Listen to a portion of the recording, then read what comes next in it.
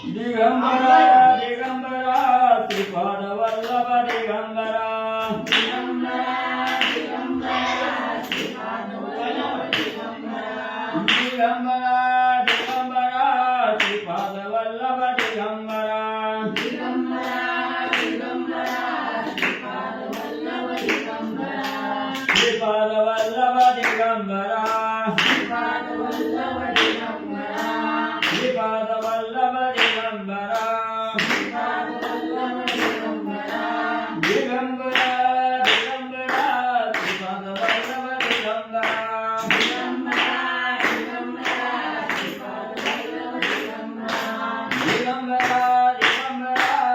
श्रीपाद वल्लभ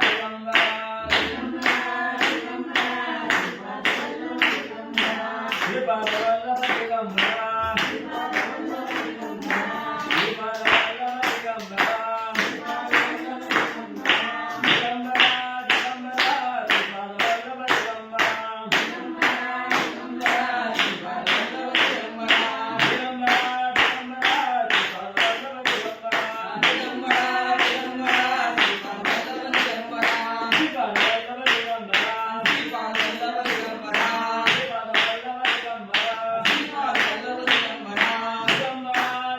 दिगंबरा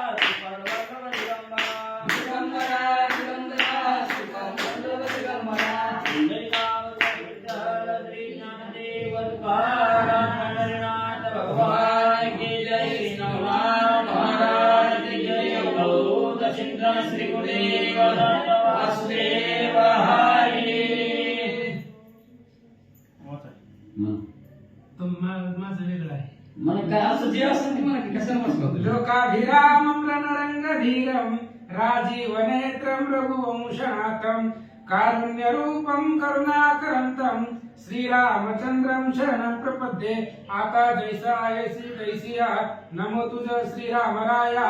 तुझे कृपे रघुवर्या स्तुते वदवया सामर्थ्य निलांबुज श्यामल कोमलांगं सीता समारोपित वामभागं वानो महासायक चारु चापं नमामि रामं रघुवंशनाथं. पुंडलीको श्री ज्ञानदेव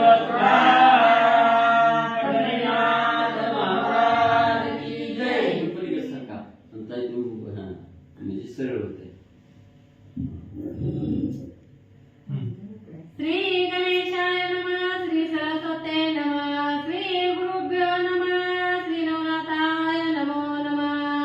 जय जयाजी त्रिभुवनेशा मच्चकच्छ वरान सिंह वामनेशा वेशा भार्गव राघव द्वारकाधीशा पूर्ण ब्रह्मा सर्वज्ञा.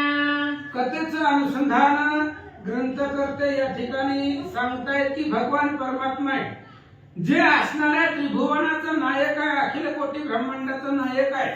ज्या भगवंतानं भक्ताच्या संरक्षणासाठी 10 अवतार धारण केले, असा असणारा भगवान परमात्मा, ते असणारा पूर्ण ब्रह्म सर्वज्ञ, त्या देवाला वंदन.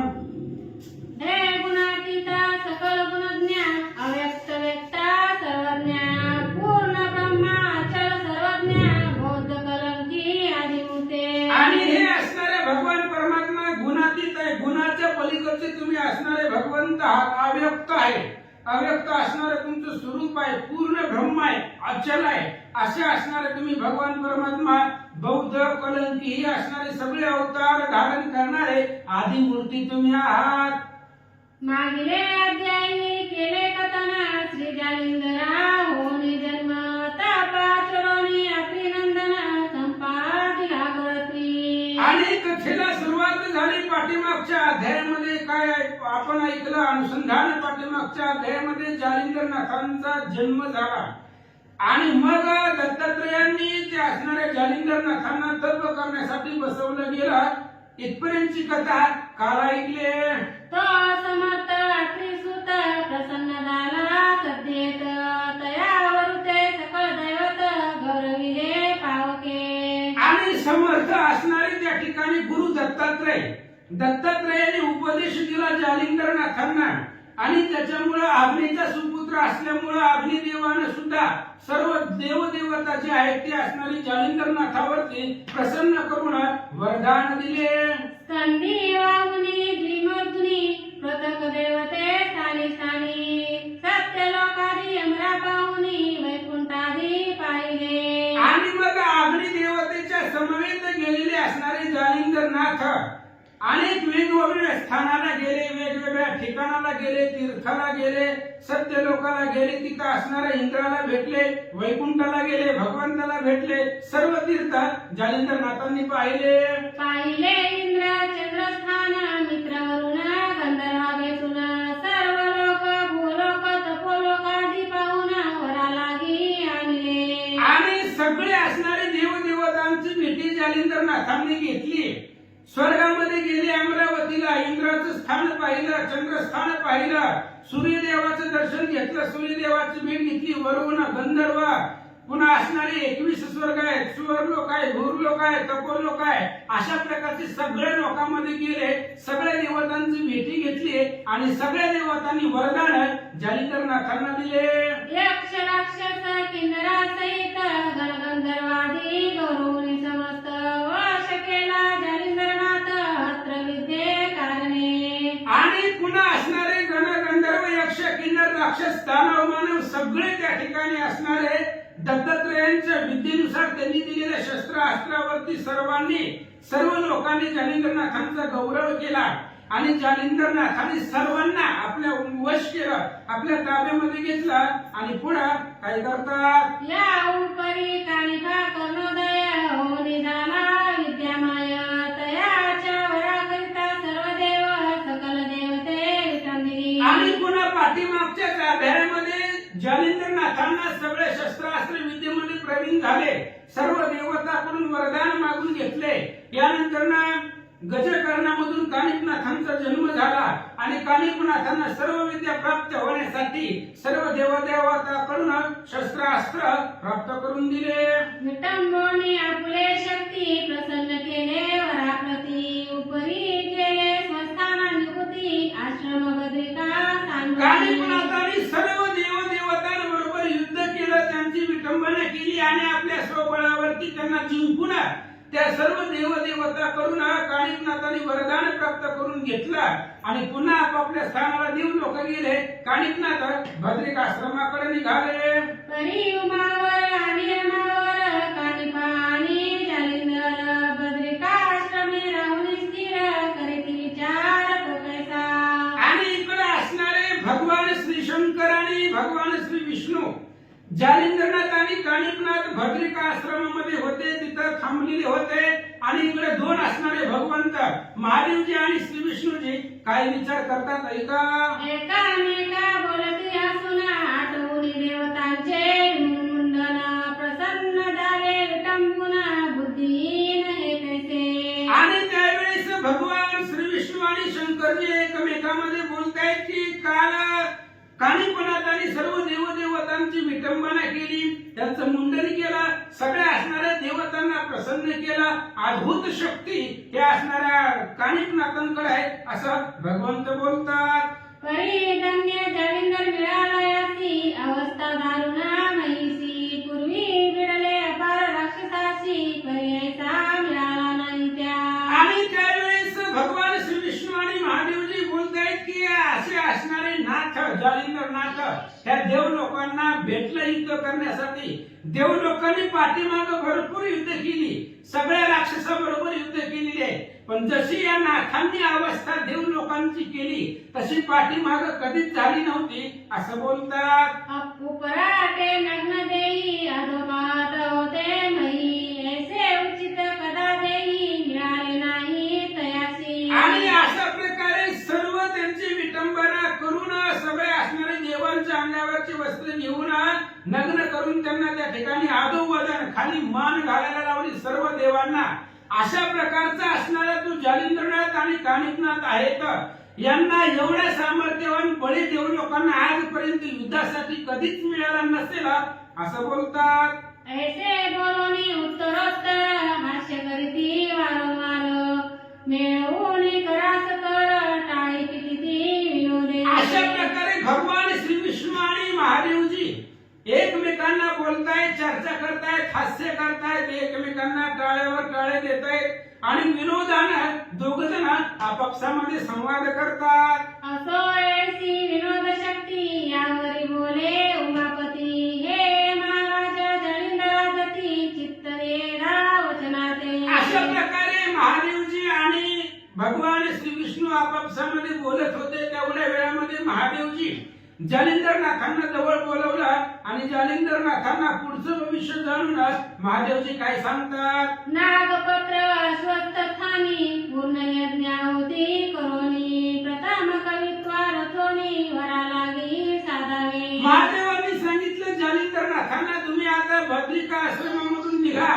आणि नागपती अश्वत्थाच्या ठिकाणी तिथं जावा, तिथं साधना करा, यज्ञ करा आणि जे काय आपलं कवित्व आहे ते कवित्व रचून वरदान त्या कवित्वाला प्राप्त करून द्या असं महादेवजी बोलतात. वेद विद्या मंत्र बहुत अस्त्र विद्या प्रतापवंत परी ते महिवारी पुढे कलित चालणार नाही महाराजा.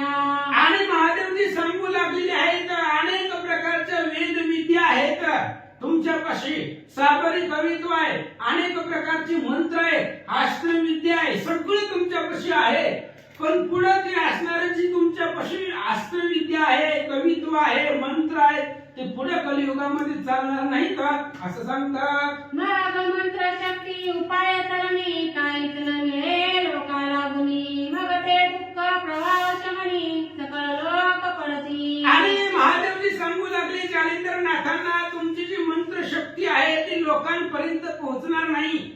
पुन्हा मग लोक ते असणाऱ्या लोकांना तरुण जाण्यासाठी काहीच उपाय भेटणार नाही.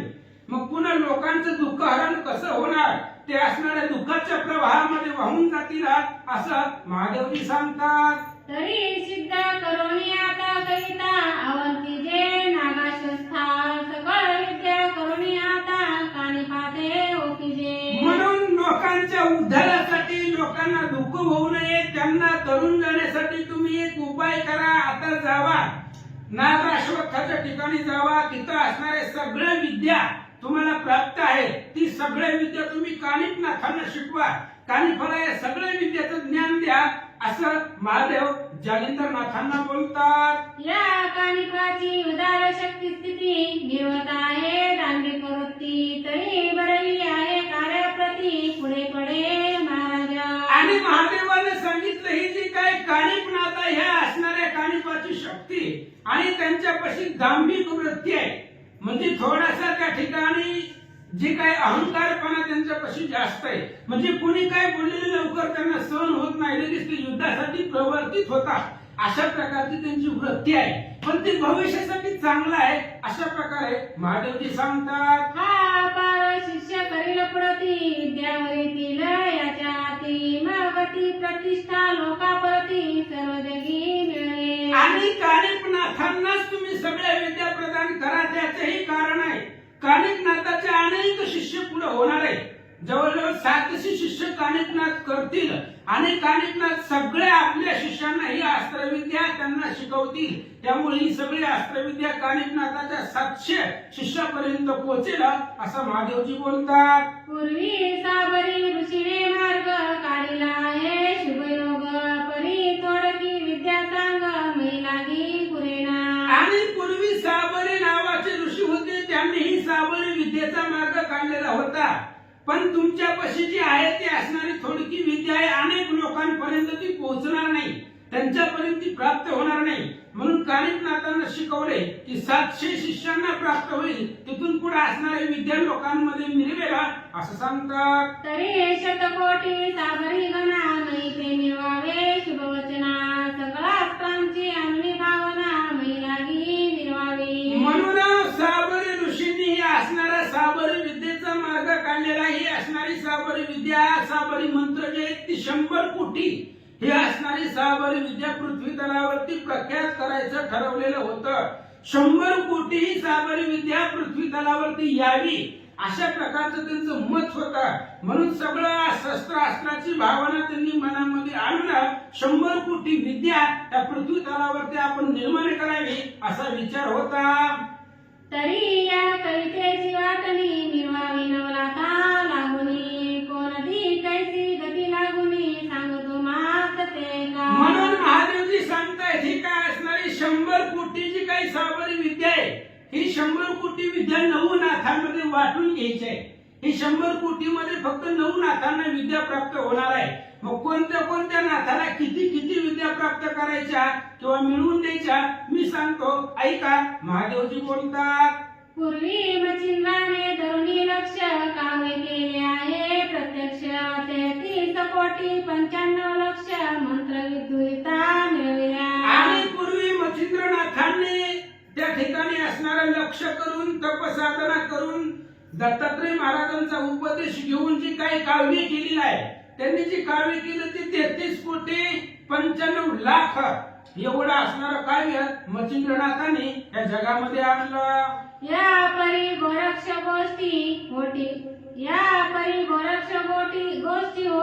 मिळेल 9 लक्ष 12 कोटी 5 कोटी 1 लक्ष शेवटी मिलनात मिळवे. आणि त्या 100 कोटी मधली जी काही विद्या आहे ती असणारी मच्छिंद्रनाथाची विद्या त्यांनी सांगितली गेली 33 कोटी 95 लाख एवढी मच्छिंद्रनाथ ही साबरी विद्या प्रख्यात करतील. त्याच्यानंतर गोरक्ष महाराज आहेत, गोरक्षनाथ आहे आणि त्या गोरक्षनाथाच्या मुखामधून 9,12 कोटी एवढी विद्या साबरी विद्या प्रकट होईल. मीनानाथाच्या मुखामधून 5 कोटी 1 लाख एवढी असणारी साबरी विद्या प्रकट होईल असं महादेवजी सांगतात. 9 कोटी 7 लक्ष चरपटनाथ करील की प्रत्यक्ष 7 कोटी 4 लक्ष भरतीनाथ करील की. आणि त्या पुन्हा असणाऱ्या 100 कोटी मध्ये 9 लाख 9 कोटी 7 लाख एवढी जी विद्या आहे साबरी विद्या ती चरपटीनाथ आपल्या मुखामधून जगामध्ये जगाला सांगतील.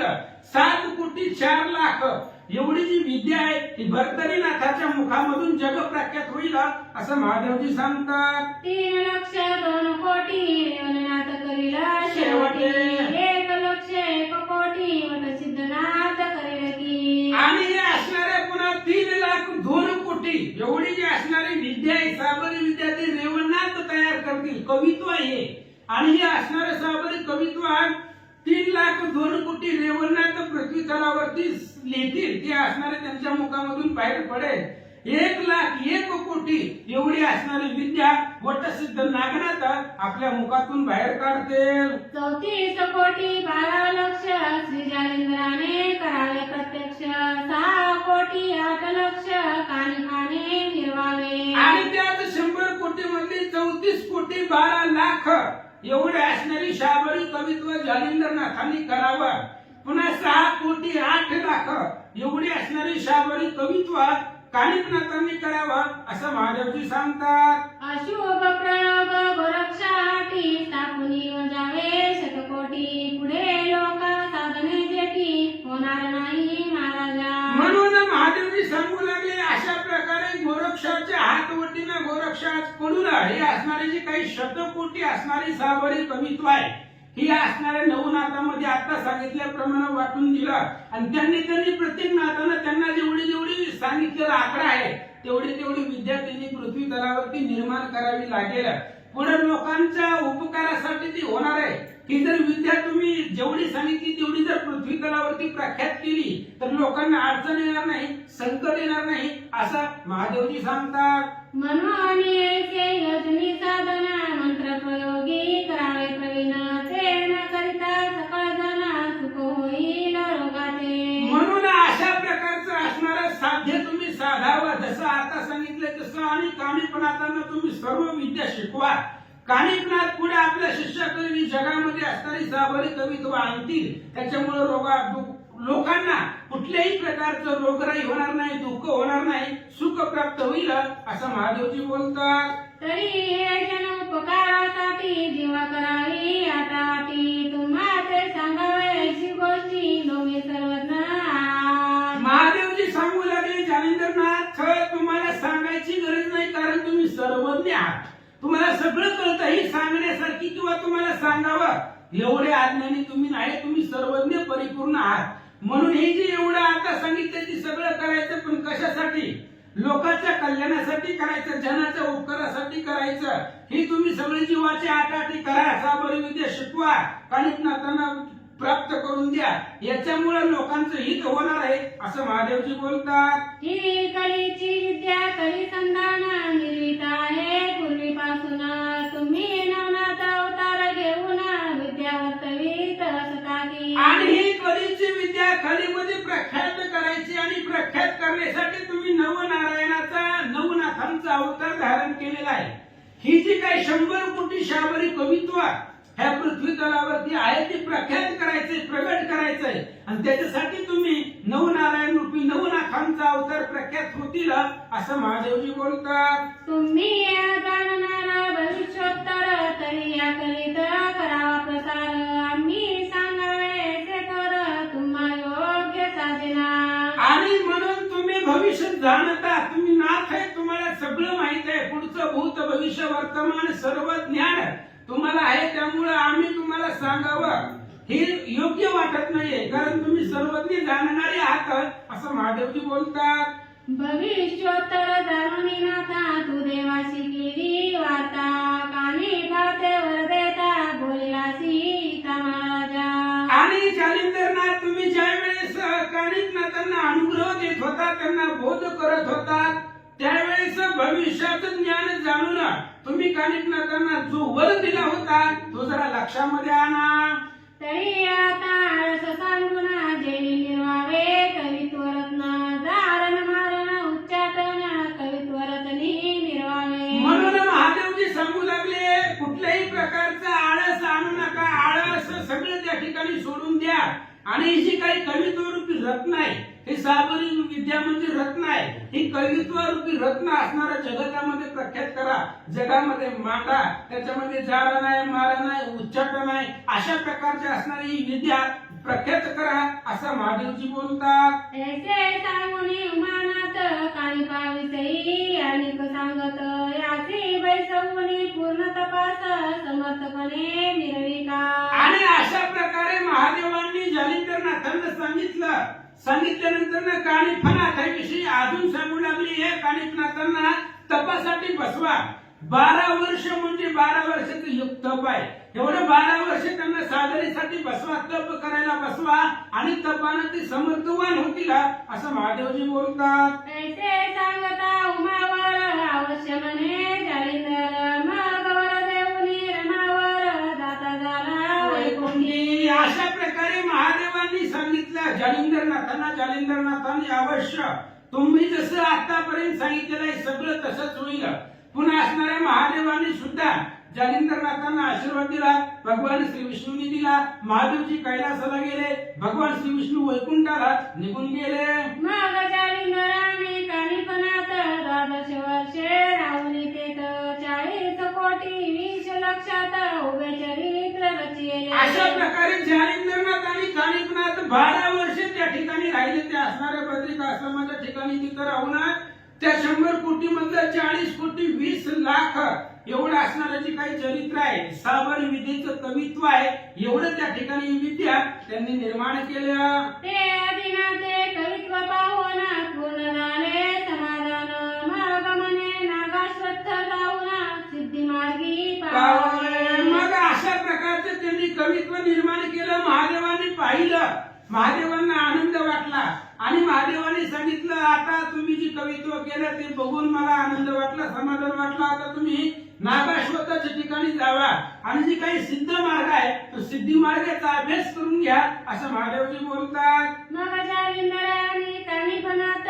जाऊन पाहिला नागाश्वत्थ, पूर्ण होती हवनतेत करुणी तोषवी विराते. मग महादेवांनी सांगितल्याप्रमाणे जालिंदरनाथ आणि कानिफनाथ तिथून असणारे नागाश्वत्थ त्या असणाऱ्या तिथं त्या जागेवरती गेले, तिथं असणारं पूर्ण आहुती हवन करून ते असणारे सगळे तिथली जी काही देवता आहे त्यांना तोषवू लागले. सूर्यकुडाचे अरुणी जीवन 52 वीरा करी चिंतन, प्रसन्न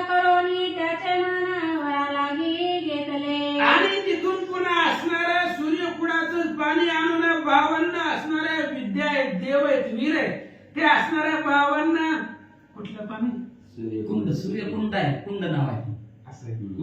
कुंड. आणि मग ती काय असणारी 52 वीर आहेत, ते 52 वीरांना जिंकलं, त्यांच्याकडून वर प्राप्त करून घेतले.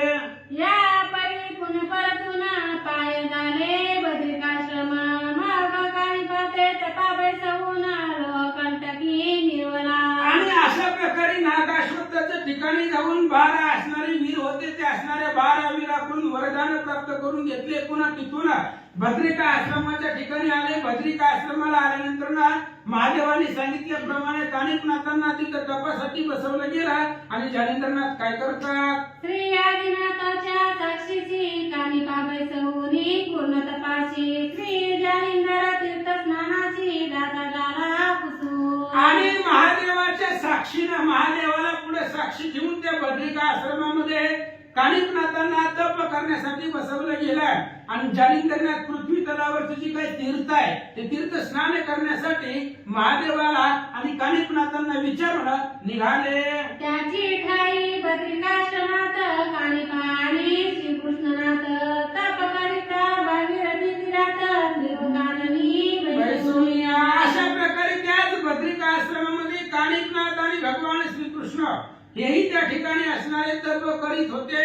आणि पुन्हा ते असणाऱ्या तीव्र काननामध्ये बसून कानिपनाथ तपश्चर्या करू लागले. उभय ठाव जैन श्रीमंत एकमेकांचे माहित सोळे ठिकाणे जालिंदरनाथ नाना क्षेत्री हिंडत असे. मग ते असणारे दोघे जण कानिपनाथ आणि श्रीकृष्णनाथ त्याच ठिकाणी तप करत होते. तीव्र काननामध्ये वेगवेगळ्या जागेवरती होती आणि एकमेकांना माहिती नव्हतं. असं म्हणजे ते असणारे तिकडे तपश्चर्या करायला बसले. इकडे जालिंदरनाथ नाना क्षेत्रे या पृथ्वी तलावरती तीर्थक्षेत्र सगळे पाहण्यासाठी निघाले. परीक्षेत्री दाताची आधी काननी बारा बांधिला तृण कापुनी निजमवली करे वाहुनी क्षेत्रा माझी संचरे. आणि जालिंदरनाथ काय करत होते, एखाद्या तीर्थक्षेत्रामध्ये प्रवेश करायच्या आधी गावामध्ये जाण्याच्या आधी गावाच्या बाहेरच एक असणारा गवत त्या ठिकाणी गवताची मुळी बांधून आपल्या असणाऱ्या भारा बांधून त्याचा घेऊन डोक्यावरती वाहून निघाले. परी चोमोळी बारा घेता सुकन वाटे आलेला चित्ता मग संचरोनी भयार्ता वरच्या वरी दैतसे. आणि मग त्यावेळेस त्या असणाऱ्या जालिंदरनाथाने गवताचा जे काही भार आहे तो असणारा आपल्या डोक्यावरती ठेवला. पण ते अग्निदेव वाऱ्याला त्या ठिकाणी योग्य वाटलं नाहीये. म्हणून वाऱ्याने ते असणारी जी काही गवताची भारा बांधलेला होता पिंडी ते डोक्यावरती आधांतरीच वायुदेवतेनं धरली असं सांगतात. मनाल पवनाशी काय कारण वरचे वरी धरावया तृणा तरी जालिंदर अग्निनंदना अग्निपिता त्वसे. मग श्रोत्यांना शंका येईल की बाबा वायुदेवतेनं असं का केलं. जालिंदरनाथाने त्यांच्या डोक्यावरती ते गवताचा बारा घेतलेला होता मोळी, पण वायुदेवतेने ती वरच्यावर आधांतरी धरली. त्याचे काय कारण आहे तर ही असणारी वायुदेवता जी आहे ती असणारी वायुदेवतेचा मुलगा अग्नी आहे आणि अग्नीचा मुलगा जालिंदरनाथ आहे. जालिंदरनाथाला कुठल्याही प्रकारचा त्रास होऊ नये, कष्ट होऊ नये म्हणून वायुदेवतेने ती असणारी मुळी आधांतरी धरलेली होती असं सांगतात. परी पौत्राची करुणी ममता म्हणून बारा दरीवरता असो जालिंदर क्षेत्री येता तृणवोदना करुतसे. आणि वायुदेवतेचा नातू असणारे हे जालिंदरनाथ होते. कारण वायूचा मुलगा अग्निदेवता आहे. अग्नी आणि हनुमंत ही वायूची मुलं आहेत आणि अग्निदेवतेचा मुलगा असणारा जालिंदरनाथ होते. म्हणून पौत्राच्या सुखासाठी त्यांना कुठल्याही प्रकारचा त्रास होऊ नये म्हणून ती असणारी गवताची पिंडी आधांतरी वायुदेवतेनं धरली. असं म्हणले असणारे क्षेत्रामध्ये गावामध्ये ज्यावेळेस जालिंदरनाथ आले त्यावेळेस असणारी जी काही गोधने होती, गायी होत्या, गायीनं ती असणारी पिंडी जी काही मोवळी आणलेली होती ती गायीच्या मुखामध्ये अर्पण करत होते. ऐसे भ्रमण करिता मी नाना तीर्थक्षेत्र यात्रा प्रवाही तो गौड बंगाल देशाताई गेला पट्टणी कयाला. आणि अशा प्रकारे पृथ्वी तलावरती भ्रमण करत असताना, फिरत असताना, नाना तीर्थक्षेत्राच्या ठिकाणी जात असताना गौड बंगाल नावाचं त्या ठिकाणी गाव आहे आणि त्या असणाऱ्या हेलापट्टिनी नगरीमध्ये जालिंदरनाथ आले. रणभार मिळवणी माती परी तो मिरवे सर्व हाती अधार चाले मस्तकावरती लोक पाहती निज दृष्टी. आणि हेलापट्टिनी नगरीमध्ये आल्यानंतर सगळे लोक नाथांकडे पाहू लागले. गवताचा भार गवताची मुळी डोक्यावरती आहे पण ती आधांतरी आहे, त्याला कशाचाही स्पर्श नाहीये. आधांतरी नाथांच्या डोक्यावरती ती मौळी सगळ्या लोकांनी गावातल्या पाहिले. हेलापट्टण अति विस्तीर्ण बुद्धी प्रयुक्त तेथील जन जालिंदराचे चिन्ह पाहून आश्चर्य करीती माणूस. आणि हेलापट्टण नावाचं नगर अतिशय विस्तीर्ण होतं, भव्य दिव्य ते असणारं गाव होतं. किती राहणारी लोक बुद्धी प्रवर्तक होते, सगळे असणारे त्या गावातली लोक बुद्धिवान होते. आणि जालिंदरनाथाचं चिन्ह पाहिलं आजपर्यंत कधी भविष्यामध्ये त्यांनी असं पाहिलं नव्हतं. डोक्यावरती गवताची मुळी पण ती आधांतरी आहे, तिला कशाचा आधार नाही. वायूच्या असणाऱ्या आधांतरामध्ये ती असणारी मुळी होती. लोकांनी पाहिलं मनती आधार बारा कैसा चालत आन कळे तमाशा तरी हा सिद्ध अवतार लेशा महिलाही मिळवतसे. गावातली लोक बुद्धिवान होती, त्यांनी विचार केला ज्या अर्थी यांच्या डोक्यावरती आधांतरी मुळी आहे त्या अर्थी ही सर्वसामान्य माणूस नाही, आपल्यासारखा व्यक्ती नाही, कोणीतरी सिद्ध पुरुष असावा, महाज्ञानी असावा असा तर्क लोकांनी केला. नगते गवत्याचे जन करू दावती ते दर्शन परी ते नाथा समाधान चित्ती प्रशस्त लागेला. आणि म्हणून कोणीतरी सिद्ध पुरुष आहे, योगी आहे, तपस्वी आहे, म्हणून ते असणाऱ्या सिद्धाचं दर्शन घेण्यासाठी गावातली लोक रस्त्यामध्ये येत होते, दर्शनासाठी धावत होते. काय झालं? जे पूर्णपणे झाले निवाले ते प्रतिष्ठेपासून दुरावले कदा न जाता जगी मानवले चित्ती निस्पृहता धरुनिया. आणि लोक दर्शनाला येत होते पण त्याचा असणारा कुठल्याही प्रकारचा मान सन्मान नाथांना नव्हता, कारण ते असणारे त्यांच्या मनामध्ये चित्तामध्ये कुठल्याही प्रकार मानवता नाहीये किंवा लोकांनी मानावं, दर्शन घ्यावं. जे परिपूर्णता झालेली आहेत त्यांना कुठल्याही प्रकारची प्रतिष्ठापासून दुरावलेली असतात. लोकांनी मान सन्मान करावा, दर्शन घ्यावं, माझं प्रतिष्ठा वाढावी असं कुठल्याही प्रकारचं जालिंदरनाथांना वाटत नव्हतं. प्रतिष्ठेपासून ते दूर होते असं सांगतात. बृहस्पतीचे परिपाडी तयावत ते सर्वात जोडी परी तो वेड्यात मारी दडी लोक महिमा भयास्तव. आणि ज्यांना बृहस्पती सारखी गुरुत्व भेटणार आहे, बृहस्पती सारख्या व्यक्ती बरोबर जाता येतं पण ते असणाऱ्या वेळे लोकांमध्ये जाऊन बसतात. बृहस्पती सारख्या विद्यमान लोकांमध्ये जाऊन बसता येतं पण लोकांच्या मान्यतेसाठी, लोकांच्या भेटीसाठी वेड्या लोकांमध्ये जाऊन बसतात. अशी अवस्था झाली. जैसे कृपण आकुले गण लक्ष्मीचे पाठी लागून तन्याय झाली मन कदा काही अवरेना. आणि जशा प्रकारे एखादा कृपण असतो आणि तो असणारा आपली धन, आपली असणारी संपत्ती पृथ्वी तलावरती कुठेही त्या ठिकाणी ठेवून पृथ्वीवरती सोपवून पृथ्वी रक्षण करून ठेवून जातो, तशा प्रकारचं जर मन झालं की कसल्याही प्रकारची भीती राहत नाही असं सांगतात. असो मग जालिंदरनाथ अतितोषे तळवार जमून आणीत पाहुनी बोधनाची जमात तृण सोडी तयार. आणि असं म्हणली जालिंदरनाथांचा नियम होता, ज्या ज्या तीर्थाला जाईल, ज्या ज्या गावामध्ये जाईल त्या त्या गावामध्ये जाण्याच्या आधी त्या असणाऱ्या गावाच्या बाहेर गवताची त्या ठिकाणी पिंडी आणायची, गवताची मुळे आणायची, ते असणारी जिथं जास्त गायी असतील त्या गायीपाशी नेऊन ठेवायची असा त्यांचा नियम होता.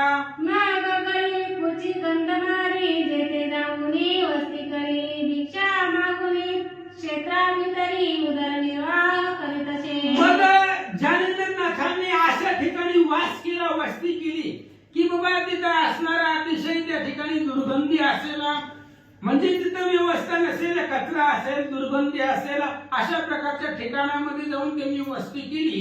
गावामध्ये जायचं, ते हेलापट्टण नगरीमध्ये भिक्षा मागायची, पोटापर्यंत भेटलं की पुन्हा त्याच ठिकाणी येऊन मुक्काम करायचा असं जालिंदरनाथ करत होते. या परिवर्तता त्या गावी तंद्रप त्रिलोचन सूत तैसा कंदर्प तयाचे वर्णिता स्वरूप सरस्वती सनसुचे. आणि अशा प्रकारे त्या राजा होता हेलापट्टण नगरीचा आणि त्याचा असणारा वर्णन जर करायचं म्हणलं तर कंदर्प असावा, मदन असावा असं त्याचं स्वरूप होतं. आणि त्याच्या स्वरूपाचं वर्णन करायचं म्हटलं तर सरस्वतीच्या बुद्धीला सुद्धा सुचत नाही, आठवत नाही अशा प्रकारचं ते असणाऱ्या राजाचं स्वरूप होतं. नामजयाचे गोपीचंद परी मिळवला सर्व संपत्ती रंग दिव्य मुख अमरभद्र पाहून लाजे कुबेर तो. आणि अशा प्रकारचं असणारा त्या राजाचं स्वरूप होतं. अतिशय दैदिप्यमान तेजस्वी तो राजा होता आणि त्या राजाचं नाव गोपीचंद होता. सर्व संपत्ती त्या असणाऱ्या गोपीचंदापाशी होत्या. दिव्य अशा प्रकारचे रथ होते आणि त्याची संपत्ती, त्याची इस्टेट बघितल्यानंतर ना सगळ्या संपत्तीचा मालक कुबेर आहे. हे असणाऱ्या कुबेराला सुद्धा लाज वाटेल एवढा ऐश्वर्या गोपीचंद राजाकडे होता. द्वादश लक्ष अपूर्व शक्ती अश्वनिर्वेर वाताकृती तेजपुंज पाहुनी लाजती चपळपणी चपळात्या. आणि 12 लाख अशा प्रकारचे अश्व घोडे ते असणारे जालिंदरनाथाकडे होते. अपूर्व शक्तीचे ते घोडे होते आणि त्या असणाऱ्या घोड्याची चपळ गती, त्यांचं तेज पाहून आकाशामध्ये असणाऱ्या विजा सुद्धा लाजतील एवढं स्वरूप त्यांचं होतं. चिरत गटी रत्न कोंदणी काकरा शोभल्या बाळक किरणी जगमगती झालडी किरणी मुनी निरवल्या. आणि त्या घोड्यावरती त्या ठिकाणी रत्नाच्या असणाऱ्या झालरी लावलेल्या होत्या. बालार्का सारखा, बालार्क सूर्याचं जसं तेज असावा तसं असणारं तेज त्या घोड्यांचं होतं. त्याच्यावरती असणारी जगमगती झालरी टाकलेली होती असं सांगतात. रश्मीयाती शोभायमान झालरी अग्नी हेम गुण मुक्त कुंभिले समत्री समान नक्षत्र मालिका जेवित्या. आणि अशा प्रकारे ज्या अतिशय शोभायमान असणारे झालरी, अग्नीसारखे तेजस्वी, रत्नासारखे तेजस्वी असणाऱ्या झालरी मुक्तमाळा गुंफलेल्या होत्या. त्या घोड्यांवरती झालरी टाकलेल्या होत्या.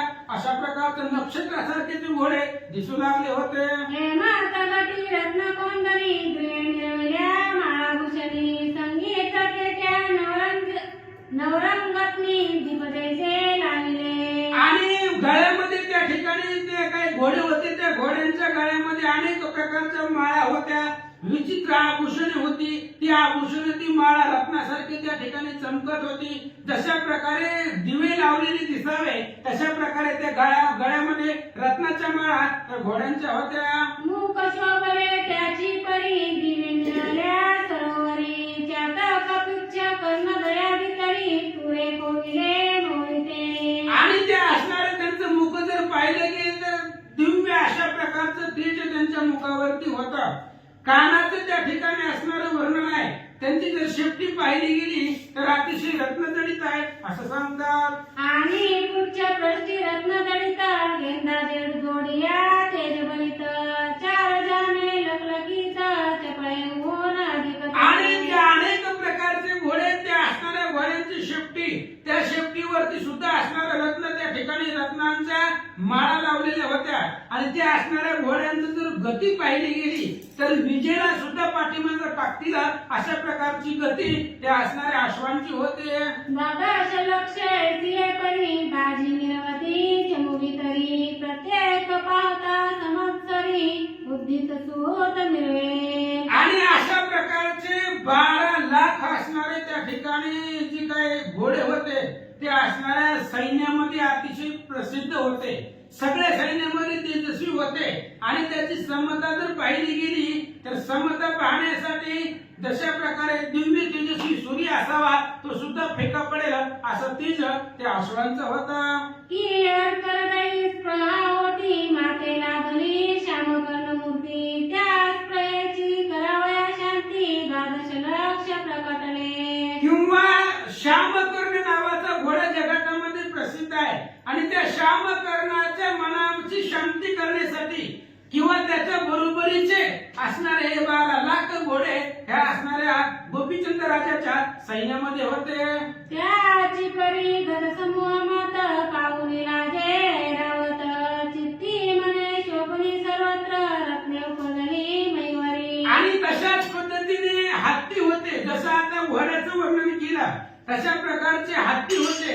आणि त्या हत्तीला हत्तीला पाहिल्यानंतर ना इंद्रापाशी ऐरावत नावाचा हत्ती आहे, तो ऐरावत हत्ती सुद्धा लाजेला अशा प्रकारचे असणारे हत्तीचं वर्णन आता पांडुरंग महाराज सांगतील. थोड्या थोडी वर्णन आहे सगळं अवघड काय आपण संपत्ती सांगायची तर काय करू घ्या काय म्हणता विशाळ शुंड हिरे जाती आदरे द्वैत दंत नवरंगी विशाळ शुंड हिरे जाती आदरे द्वैत दंत शोभती तया वैष्णवी तुझे पाहती रत्नकोंदणी मिरवी. आणि आतापर्यंत 12 लाख अशा प्रकारचे घोडे ते असणाऱ्या गोपीचंद राजाच्या सैन्यामध्ये होते, तशाच प्रकारचे हत्ती होते. आणि ते हत्तीचे असणारे त्या ठिकाणी सोंड जर पाहिली गेली तर विशाळ होती, भयंकर भव्य दिव्य असणारी सोंड होती. त्या सोंडेवरती सुद्धा हिरे त्या ठिकाणी लावलेले होते. आणि त्या हत्तीचे दात अतिशय त्या ठिकाणी शोभिवंत होते, सुंदर होते. ते असणारे तेजाला सुद्धा, दिव्याच्या तेजाला, प्रकाशाला सुद्धा पाठीमागे टाकतील अशा प्रकारचे शुभ्र दात हत्तीचे होते. विवेक टीका हेमकुनी तया माझी रत्नपाणी रे मानिक पाच करणी नवरंगी शोभले. आणि नवरंग प्रकारचे असणारे हिरे, त्याचे असणाऱ्या जे काही मान आहे ते असणाऱ्या मानेमध्ये घंटा लावलेली होती. आणि त्या असणाऱ्या घंटेवरती अनेक प्रकारचे हिरे, माणिक चंद्र सूर्यापेक्षा तेजस्वी होते आणि ती शोभिवंत दिसतात असं सांगतात. या परी पृष्ठी धुली व्यक्त तयावरी झालरी लखलखीत हे मगुनी गोगुनी मुक्त डाळ देती सुरुवात. तशाच पद्धतीने ते हत्तीच्या पाठीवरती झुली टाकले आणि असणाऱ्या त्या झुली लखलखीत आहेत, तेजस्वी आहेत. हेममय असणाऱ्या झुली त्या हत्तीच्या पाठीवरती आहेत, तेही शोभिवंत दिसतात असं वर्णन सांगू लागले. या परी हवते मेघडंबरी सुवर्णांबऱ्या शोभल्यावरी त्याही कोंदणी नक्षत्रापरी रत्न मिरवू लागल्या. तशाच पद्धतीने त्या ठिकाणी असणारा जसं अंबाऱ्या त्या ठिकाणी टाकलेली आहेत तर ते सुद्धा शोभिवंत दिसत आहेत. जसं आकाशामध्ये नक्षत्र दिसावे तशा पद्धतीने त्याच्यामध्ये रत्न सुंदरपणे दिसत होता. कोणी रिक्त कोणी ऐसे परी ते बासती पर्वत जैसे पृष्ठी पताका पाभासे पर्वत मोळी करू जेवी. आणि काही असणारे हाती सजवलेले होते, काही हाती असेच होते, तरी सुद्धा ते हाती पर्वतासारखं दिसत होते. आणि त्या हातीच्या पाठीवरती पताका होत्या लावलेल्या. आणि ती पताका जसं एखाद्या पर्वतावरती भव्य दिव्य झाड असावं तसं हातीच्या पाठीवरती पताका दिसू लागल्या. जैसे गज पृथ्वी मिश्र विराजले ती दस सहस्त्र पायी कसवार दास चक्र राया पुढे धावती. अशा प्रकारे अनेक असणारे हत्ती होते, 10,000 हत्ती त्या ठिकाणी त्या गोपीचंद राजाकडे होते. तशाच प्रकारचे घोडेस्वार होते, त्या असणाऱ्या रथापुढे चालणारे दासदासी होते आणि त्या गोपीचंद राजाच्या पुढे धावत होते. शरीरार चोपदार पूर्ण बोताटे पुकारदार यंत्रधारी अश्वस्वार राया समोर धावती. राजाच्या पुढे पुढे करणारे धावत होते. राजाच्या पुढे छडीदार होते, चोपदार होते, पुकारदार होते, यंत्रधार होते, घोड्यावरती बसणारे अश्वस्वार होते. गोपीचंद राजाच्या पुढे सगळे धावत होते. अति उग्र खरतरपणी मिरवल्या देशा कृतांत मूर्ती की युद्ध कुंडीचे पावकवती घेती आरती परचक्र. आणि अशा प्रकारचं सैन्य गोपीचंद राजाच्या पुढे होतं, अतिशय उग्र होतं. जशा प्रकारे कृतांताच्या मूर्ती यमाच्या मूर्ती असाव्या तशा शत्रूला भासणारे ही दासदासी सेवक होते. किंवा युद्धरूपी अग्निमधला, युद्धरूपी कुंडामधला अग्नी काढावा तशा प्रकारचे दैदिप्यमान हे असणारे सेवक होते. या परिरावतो कृपाळ शोभे जैसा तमाल बरवेपणी अति जाळ कंदर्पपंथी विरोध. आणि अशा प्रकारे ह्या सर्व सैन्यामध्ये तो असणारा गोपीचंद राजा होता. आणि तो राजा जशा प्रकारे कमाल सुंदर राजस पुतळा असणारा तो होता. अतिशय सुंदर त्याचं स्वरूप, कंदर्पात सुद्धा म्हणून जिंकेला असं स्वरूप गोपीचंद राजाचं होता. स्वरूप लक्ष्मी गोपीचंद समताना पावे आहे गोड वृंद चंद्रचूड म्हणा लागी अबाध कलंक देई म्हणून. आणि अशा प्रकारे सर्व स्वरूप लक्षणयुक्त गोपीचंद गोपीचंद होते. सगळे असणाऱ्या स्वरूपामध्ये त्या ठिकाणी त्यांचं स्वरूप अतिशय शोभिवंत दिसत होतं. त्या गोपीचंद राजाची समता कोणाला द्यावी असं दुसरं कोणी नव्हतंच. एवढं असणारं सुंदर असणारं स्वरूपात त्या राजाचं होतं. अर्क दृष्टांता समंत देखा तरी तोही त्रिवळ धावतो पंथा चपला तेजा परी भेळा चित्ता मेघा माझी दळताती. मग गोपीचंद राजा असा आहे असं दृष्टांतासाठी कोण द्यावं किंवा याच्यासारखं गोपीचंद आहे.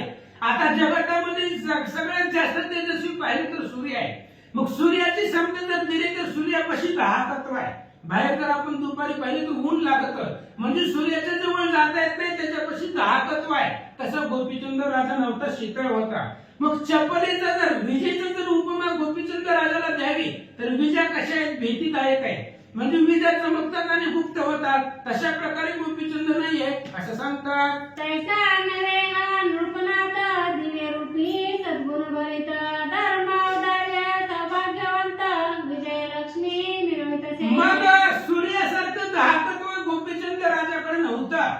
विजयासारखा भीतीपणा भेडपणा सुद्धा गोपीचंदाकडे नव्हता. मग दिव्य स्वरूपी सद्गुण भरित क्षमा दया शांती औदार्य सौभाग्यवंत आणि विजयी लक्ष्मी या राजाकडे नांदत होते. मनार प्रताप नसेल व्यक्त तरी कृतांताचे आसन पाळीत दाके परचक्र आणून देत करभाराते आणि जरा प्रताप पाहिला गेला गोपीचंदाचा तर कृतांताला सुद्धा शिक्षा लावी किंवा कृतांताचा आसन सुद्धा पाळण्याची ताकद या गोपीचंदाकडे होते. म्हणून कोणताही राजा युद्ध करण्याच्या भानगडीमध्ये पडत नव्हता, युद्धच करत नव्हता. कारण अफाट शक्ती गोपीचंदाकडे होती. गोपीचंदाच्या भीतीनं धाकानं सगळे राजे कारभार आणून त्यांच्या स्वाधीन करत होते. या परिवर्तिता शरीर पुष्टी तरी मनवितसे नाही तेजती शात छटी मै फुटी लावनिया आणि मग आता त्या ठिकाणी जर शरीराच्या ताकदीचा विचार केला तर जगामध्ये सर्वात असणारे पहिलवान म्हणजे शरीराने दष्टपुष्ण असणारे गोपीचंद होते. अनेक असणारे मल्ल सुद्धा शरीर भाराने रगडतील एवढी ताकद त्या असणाऱ्या गोपीचंदाकडे होते. या पर्यानी कल्पाल चित्ती की तुके सावर झाली शक्ती तरी भोगिता नसेल कामरती विषयी आसक्त नसेल तो. आणि मग अशा प्रकारचे त्या ठिकाणी ताकद होता, औदार्य होता, एवढी असणारी शक्ती गोपीचंद राजाकडे होती. मग त्या ठिकाणी एवढा असणारा राजा जर बलवान असेल तर तो विषयाचं सेवन कसं करत असेल किंवा करत असेल का नसेल त्याविषयी ऐका. तरी धर्मपत्नी शुभामणी असते नक्षत्र तेज प्रकरणी खंडीरत भोग पंकजनयनी चंद्राकृती मिळवल्या. आणि मग त्या असणाऱ्या गोपीचंद राजाला नक्षत्रासारख्या तेजस्वी असणाऱ्या धर्मपत्नी होत्या. त्या असणाऱ्या धर्मपत्नीचा मुखचंद्र चंद्राला लागलेला अशा प्रकारचं त्यांचं मुख होतं असं वर्णन करतात. चित्ताज्ञ परम चातुर्य कामी या परिषोडशतात शुभाननी भोगांगना जयाला गुणी राजांकी मिळवल्या. अशा प्रकारचे असणारे अतिशय चातुर्य हुशार दिव्य तेजस्वी अशा प्रकारच्या गोपीचंदाच्या पत्नी होत्या. आणि त्या असणाऱ्या पत्नी ज्याला अनेक प्रकारच्या स्त्रिया विषयांचं सेवन करण्यासाठी आहेत असा तो गोपीचंद राजा होत्या. आणि या स्त्रिया त्या राजाच्या अंगावरती बसलेल्या होत्या. परी ते पाहता स्वरूप कानी की कामाची सांगावा ओवाळूनी की उर्वशीच्या पंथ्यामुनी दाटी करवती तिला द्या. आणि त्या गोपीचंदाच्या राजाच्या पत्नीचं जर वर्णन करावं तर स्वरूपाची खान होती, स्वरूपामध्ये रत्न होता की संपूर्ण कामच त्या स्त्रियांवर ओवाळून टाकावा एवढ्या असणाऱ्या दैदिप्यमान तेजस्वी त्या स्त्रिया होत्या. किंवा त्या स्त्रियांना उर्वशीची रंभा उर्वशी अप्सरा यांची उपमा द्यावी तर त्या असणाऱ्या स्वर्गातल्या जी काही रंभा उर्वशी अप्सरा आहे त्या सुद्धा या असणाऱ्या स्त्रियांच्या दासी होतील एवढं स्वरूप त्या स्त्रियांचं होतं. गजगामिनी चपला बळा तेजेला देती पाहुणी चपळा शृंगार बनिता सती सकळा चंद्ररात्री नक्षत्री. अशा प्रकारच्या असणाऱ्या त्या ठिकाणी स्त्रिया होत्या. विजेला सुद्धा लाजवतील एवढ्या असणाऱ्या चपळ होत्या, सुंदर होत्या, तेजस्वी होत्या. रात्रीच्या वेळेला त्या ठिकाणी ठिकाणी चंद्रामध्ये नक्षत्रामध्ये चंद्र असावा तशा पद्धतीने चंद्रासारख्या ह्या स्त्रिया दिसत होत्या.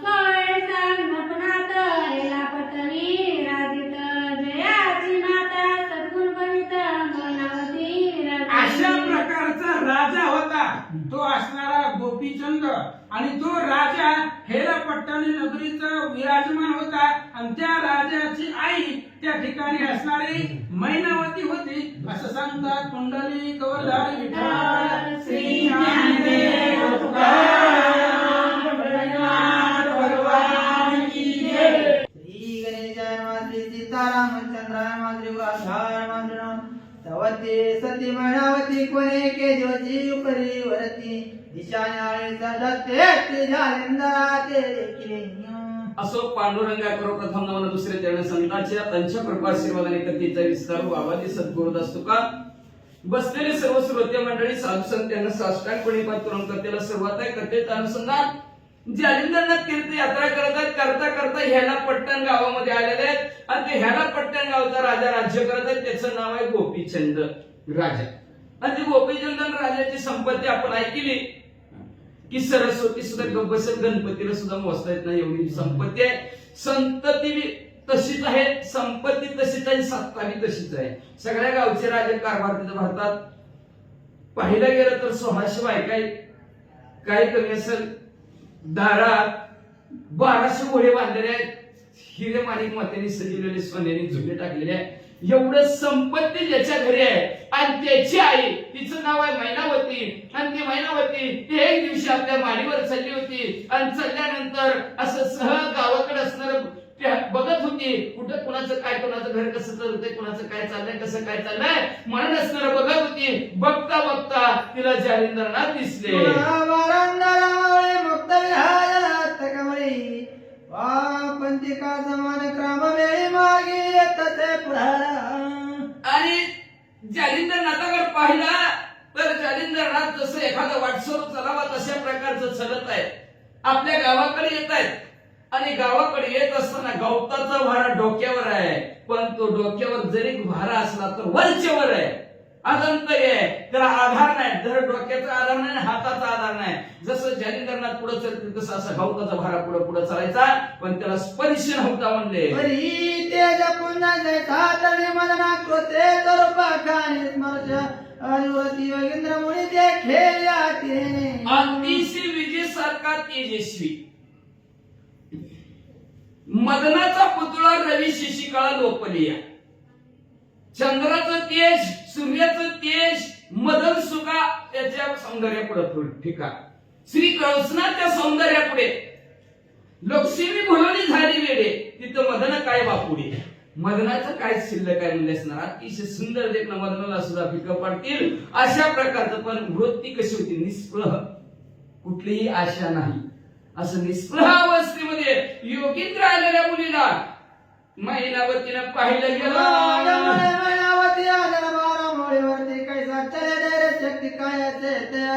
मग मनात मैनावती म्हणू लागली, काय ताकद असेल ते योगीची, काय कारण असेल बाबा, कुठली ताकद असेल त्याच्याकडे, काय धैर्य शक्ती आहे की गवताचा भारा डोक्यावर वरच्यावर चलताय, काय भानगड आहे. टक लावून बघू लागल्या.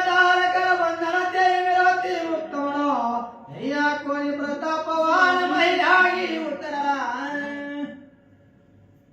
म्हणू लागलेले आधार असणारा गवताचा भार आहे डोक्यावर, त्याला आधार नाही कशाचा. गलास ठेवला तरी आधार आहे आपल्याला, नसला गलास बसला तर आपण म्हणतो हाताला धरलं नाही पण चुंबळ आहे. त्याच्यावर असणारा घागर ठेवलेले असते, हात चालून चालतात, पण आधार चुंबळीचा आहे, डोक्याचा आहे. पण हिथं आधार कशाचाच नाही, आधार तरी गवताचा असणारा भार आहे. आणि कसं चालतो बाबा, कसं चालतो ह्याचा विचार करत असताना आणि त्याच्यात हात लावलेला नाही. आणि पण सगळ्यात महत्वाचं सांगितलं, मुक्त मन आहे. आपण जरी असणार आता घागर चुंबळीवर ठेवलेले असलं, मन कुठं असतं, घागरीकडे असते. जरा जर मन हल्ली तर पडली, म्हणून मन सारखं घागरीकडे असतं, डोक्यावर काय ठेवलेलं असतं त्याच्याकडे असतं. पण हिथं मनाने मोकळे आहे, हात सुद्धा असणार गवताच्या भाऱ्याला लावलं नाही, कारण गवताचा भार आदम तरी चालतो. आणि हात न लावता गवताचा भरा डोक्यावर चालतोय ती आरती कुणीतरी हा अवतरिक पुरुष आहे असं अनुमान करण्यात किंवा गंधर्व हरो विवाचपती उष्णात्वर प्रतापवान असे नक्की कोणीतरी असावं अनुमान प्रमाण काढलं यत्र यत्र तत्र तत्र ज्या आरती गवताचा भरादार आहे त्या आरती कोणीतरी असणारी स्वर्गातली देवता असावी गण असावा गंधर्व असावा ब्रह्मदेव असावा किंवा असणार कवी उष्णपती म्हणजे असणारे देवतांचे गुरु शुक्राचार्य असावे देवतांचे गुरु बृहस्पती असावेत की राक्षसांचे गुरु शुक्राचार्य असावेत अशा प्रकारचा कोणतरी देव माणूसच असावा असं मैनावतीला वाटलं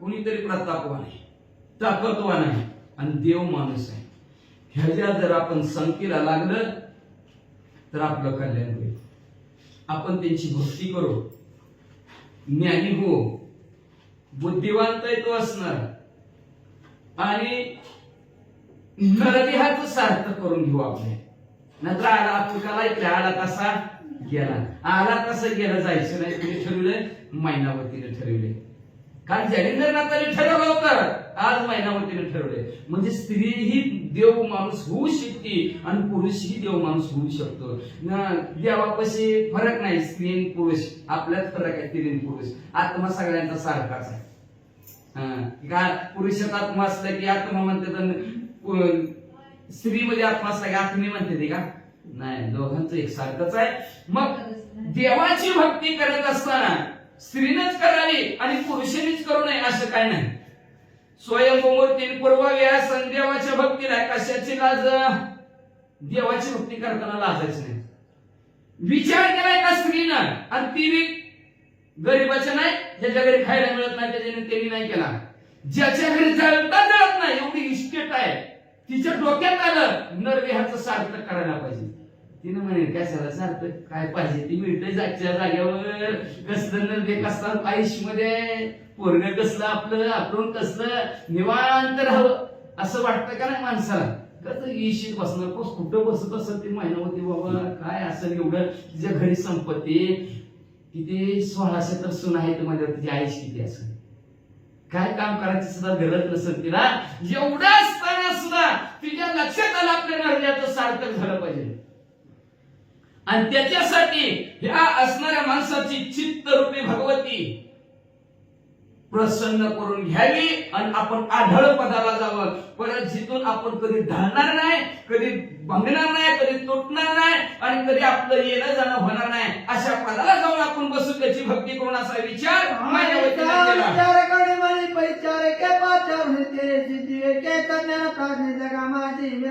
असा मनात विचार केला आता मोठ्यात असतं मोठ्याला लवकर बाहेर येता येत नसतं बघा एखाद्या चित्रात मोठ्याची जर बाहेर असते चालते जोडत नाही चालत जाते ती और त्या चांडकला माहिती भवानी पेठ मधनं जात शेवटीपर्यंत चालत बाबा येतो काय येतो त्याची त्याला माहिती त्याच्या जीवाला है का पण का पहिलं माणसं निवांत होती आता डॉक्टर सांगतात फिरत जावा काय कटाळे ना माणसं खुर्चीवर बसू बसू आणि त्यांनी सांगितल्याशिवाय ऐकत नाही ते फिरत नाही मग म्हणजे असणारे हिने विचार केला मनाच्या ठिकाणी आपण स्वतः जावं तर माणसं नावं ठेवतील दासी होते सेवक होते त्यांना बोलवलं ती पण आडमुठे नव्हते ज्ञानी बोलवले प्राज्ञी बुद्धिवांत बोलवले आणि त्यांना काय सांगू लागले ऐका सम्मुख उभी कर संपुटी दोन्ही बोले वाघवाटी कवळावला पोटे जावा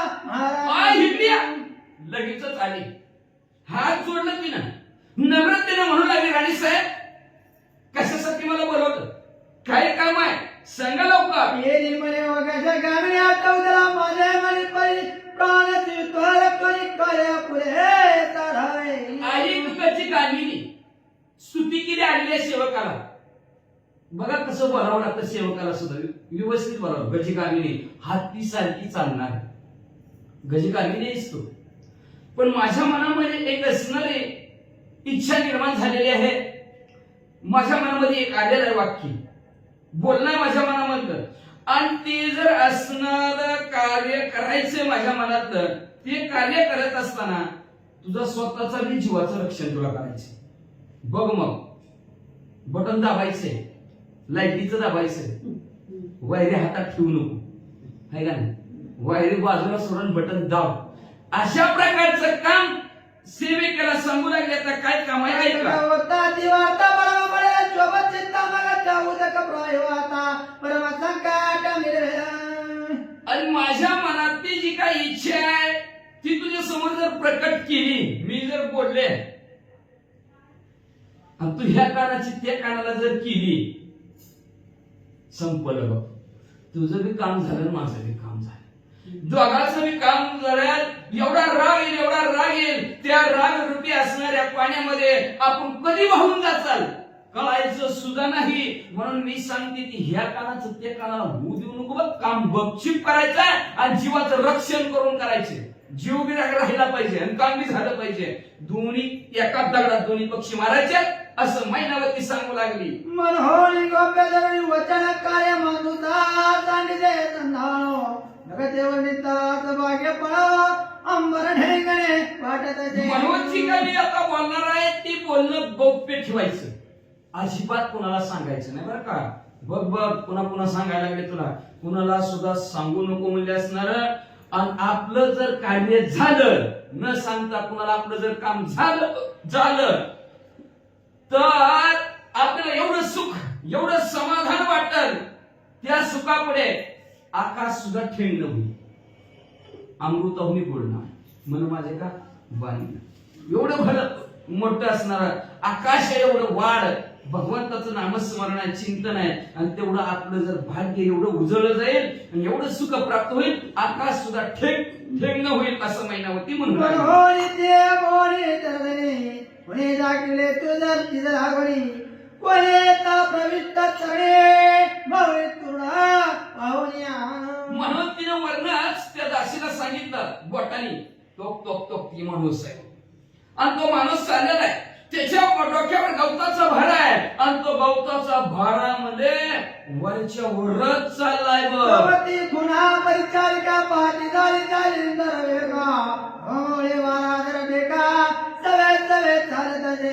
लगेच ती दासी पळतच गेली, खाली मारून खाली उतरली गेली आणि जालिंदरनाथ असणारा वाटेने चालत होता. गवताचा भारा डोक्यावर तसंच आदर होता. ही बी बघत होती, टक टक लावून बघता बघता जालिंदरनाथाच्या माग माग माग हळूहळू चालू हे लागली. पाहुण्याने दृष्टी विस्मय करी आपले कोणी मने मायो परमदुर्गती योग सिद्धाचे.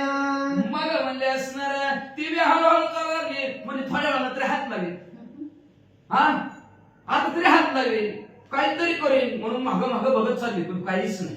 भरपूर अंतर गाठलं, गवताच्या भाऱ्याला हात अजिबात लागलेला नाही. तिला बी आश्चर्य वाटलं, काय बाबा म्हणजे गवताचा भारा तसा चालवला म्हणजे असणारे. म्हणजे हा कोणीतरी धुरू देतो, महादेवच आहे का काय म्हणजे मागच्या जन्मीचा कोण आहे म्हणजे हे देवच आहे म्हणजे योगी सिद्ध असावा असं त्या दासीला वाटलं. वर्ण बाला काय करणे महिन्याचे योग प्राणी दर्याचो लोक प्राणी सहता येते. कनकवर्ण सोन्यासारखा पिवळं धमक आहे, बालक सूर्यासारखा असणारा लाल भडक तेज आहे. कुणीतरी असणारा योग्यांमधला श्रेष्ठ योगी आहे नव. स्वर्गात भूषण आणि पृथ्वी तलावर अवतरित झालं की काय, नक्की स्वर्गातली कोणतरी देवता असेल. बोलो कथा बोलो करो याचे गमने शोभती लेख स्मराई की स्मरंजक महिला की उतारा. सत्य लोकात असेल, भू लोकात असेल, तप लोकांच्या ठिकाणी असतील, ते ह्या माणसामुळे ती लोक शोभून दिसते. 21 वर्ग 14 भुवन सर्व शोभून दिसेल ह्या माणसामुळे. असा हा जो काय माणूस आहे महादेवजी असावा किंवा विष्णू परमात्मा असावा. हाय असणाऱ्या पृथ्वी तलावर दोघातनं कुणीतरी पृथ्वी तलावर नक्की उतरलेला असावं असं त्याला अशी वाटतं. माया का वचना झालेला भक्ती आराधना हे चित्त भगवती प्रसन्न करो कल्याण दरे रिंगावे. मग कसं का असाना ती दासीच्या बी मनात तसंच आलं. माय म्हणजे ऐका वचन, सलील भक्ती, एकनिष्ठ भक्ती करायची. आपल्यासारखं नाही, आपली लय भक्ती भारी असते महाराज, ऐका ना कशी असते सांगायची का? आणि रविवार आला की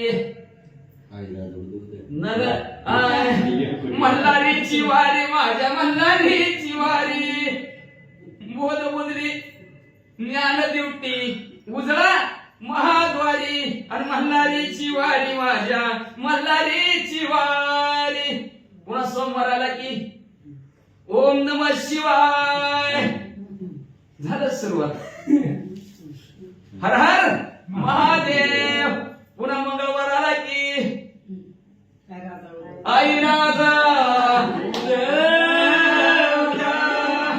पुन्हा बुधवार आला की विठ्ठल विठ्ठल विठ्ठल, हरी ओम विठ्ठला, विठ्ठल विठ्ठल विठ्ठला, हरी ओम विठ्ठला.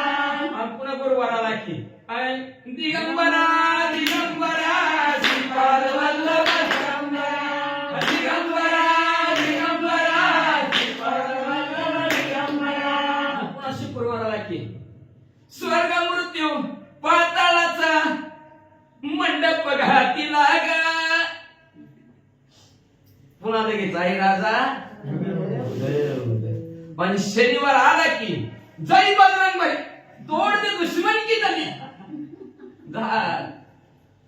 तशी भक्ती चालत नाही. एकनिष्ठ सलीलपणे, एकनिष्ठपणाने एक आपला तो एक करून घ्यावा. तिने विना जीवा सुख नाही, जीवाला सुखच नाही एकट्याशिवाय. आपण रोज देव बदलतो, त्याच्यामुळे ती म्हणताय आज कोणाचा नंबर आहे, चला महादेव सोमवार आहे, चला महादेवाला निघालाय. मग एक दिवशी संकट पडलं की ती म्हणते महादेव सोमवारी महादेवजीचा मिळतं, चल महादेवजी.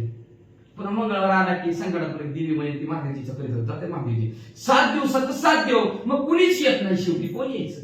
त्याला वाटेल ती जाईल, त्याला वाटेल ती जाईल, आणि पुन्हा आपला एकच करून घेतला असता तर एकटा धावून आला असता.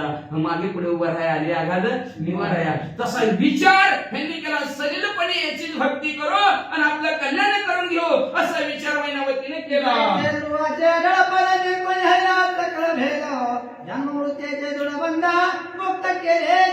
आई जननी आई मध्ये असणारा देवाची भक्ती करत असताना वयाची अट नाहीच.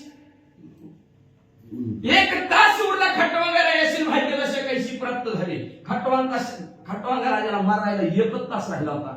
त्याने भगवंताचं 1 तासात नामस्मरण केलं आणि मोक्षाला गेला. आणि इथं ध्रुव बाळाचं उदाहरण दिलं. वयाचं वर्ष 5 वर्ष आहे, आणि 5 वर्षामध्ये भगवंताची भेट करून घेतली गेली, आणि आधार पदाला बसते आणि जन्म मरणाच्या राट गाडग्यातून बाहेर बसते. आई साहेब असं ती दाशी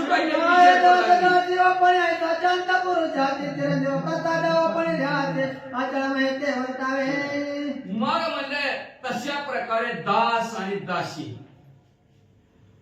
आपण सुद्धा अशा असणाऱ्या पुरुषाच्या हातात जाऊन चिरंजीव नावचा प्रसाद ओपून ह्या देहासी घ्यावा, आणि आपण असणारा आचरण व्हावं.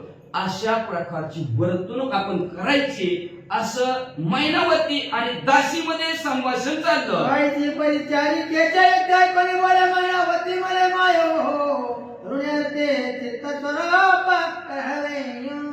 दासी तसं बोलली, मैनावतीला बरं वाटलं. तिच्या मनात तीच होत नाही. आपल्या मनात तर पुढच्या मनात बोलली की दोघांचं मन रिकाम हलकं झालं. अशी परिचारिकेची युक्ती ऐकली. मैनावती म्हणायला लागली असणार माहित खरं आहे, तरुण जायचं या भवरूपी सागरातून.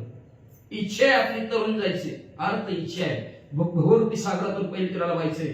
त्याच्यासाठी असणार आपलं जे काय असणार चित्त आहे, ते चित्त एकाग्र करावं लागेल, एक सारखं करावं लागेल. का तर चित्तच लय आवड असते. पाणी प्यारा रंग कैसा जिसमें मिला वैसा, चित्त करे ऐशी धावा धाव.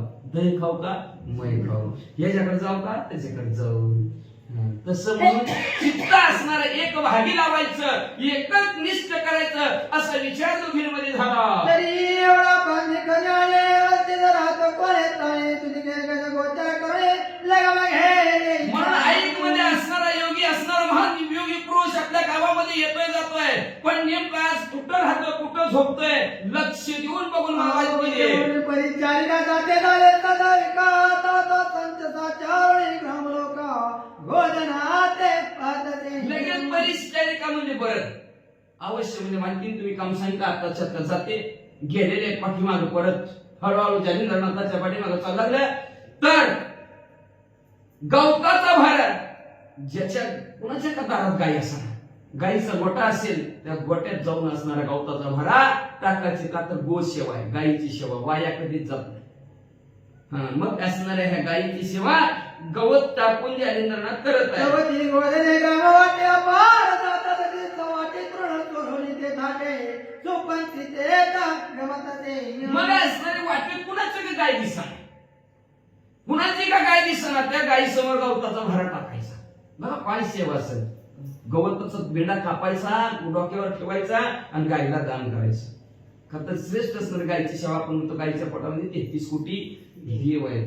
गायीचं असणारं गोमूत्र घेतलं तरी असणारं सर्व तीर्थ केलेल्याचं पुण्य प्राप्त होतं. असे महान गायीचं असणार कार्य आहे. एवढी असणार गाय म्हणून ते गायीची असणारी सेवा करतात. ही न असणार पाहिलं त्या दाशीनं म्हणजे असणार गायीच्या गोट्यात भारा टाकायचा आणि पुढे चांगल्या मार्गाने निघायचे. सवती दासी मागे मागे जातात ते लगा बगे मगा गंधगले कुशळ गे जावल्या बरे चला. मग ती दाशी हळू तिच्या पाठीमाग म्हणजे कुठनं गेल्या, परापर्यंत गेले, परापर्यंत माग परत तिकडून टर्न मारला म्हणजे चावडीपर्यंत गेल्या. बरं झालं, चांगला मार्ग आहे म्हणजे. पण चावडीच्या पूर्ण खाली नराड्यात उतरायला लागलं, नराड्यात उतरायला लागलं ती वरच त्या कळावर थांबली आणि जालिंदरनाथ नेमकं नराड्यात थांबलं. ते जन एक उभी लावून पाहतात त्याच्या चळपण सूर्य पावतो तमान अचळ तारक्षे. मग त्या टँकरावरच 100 उभा राहिली.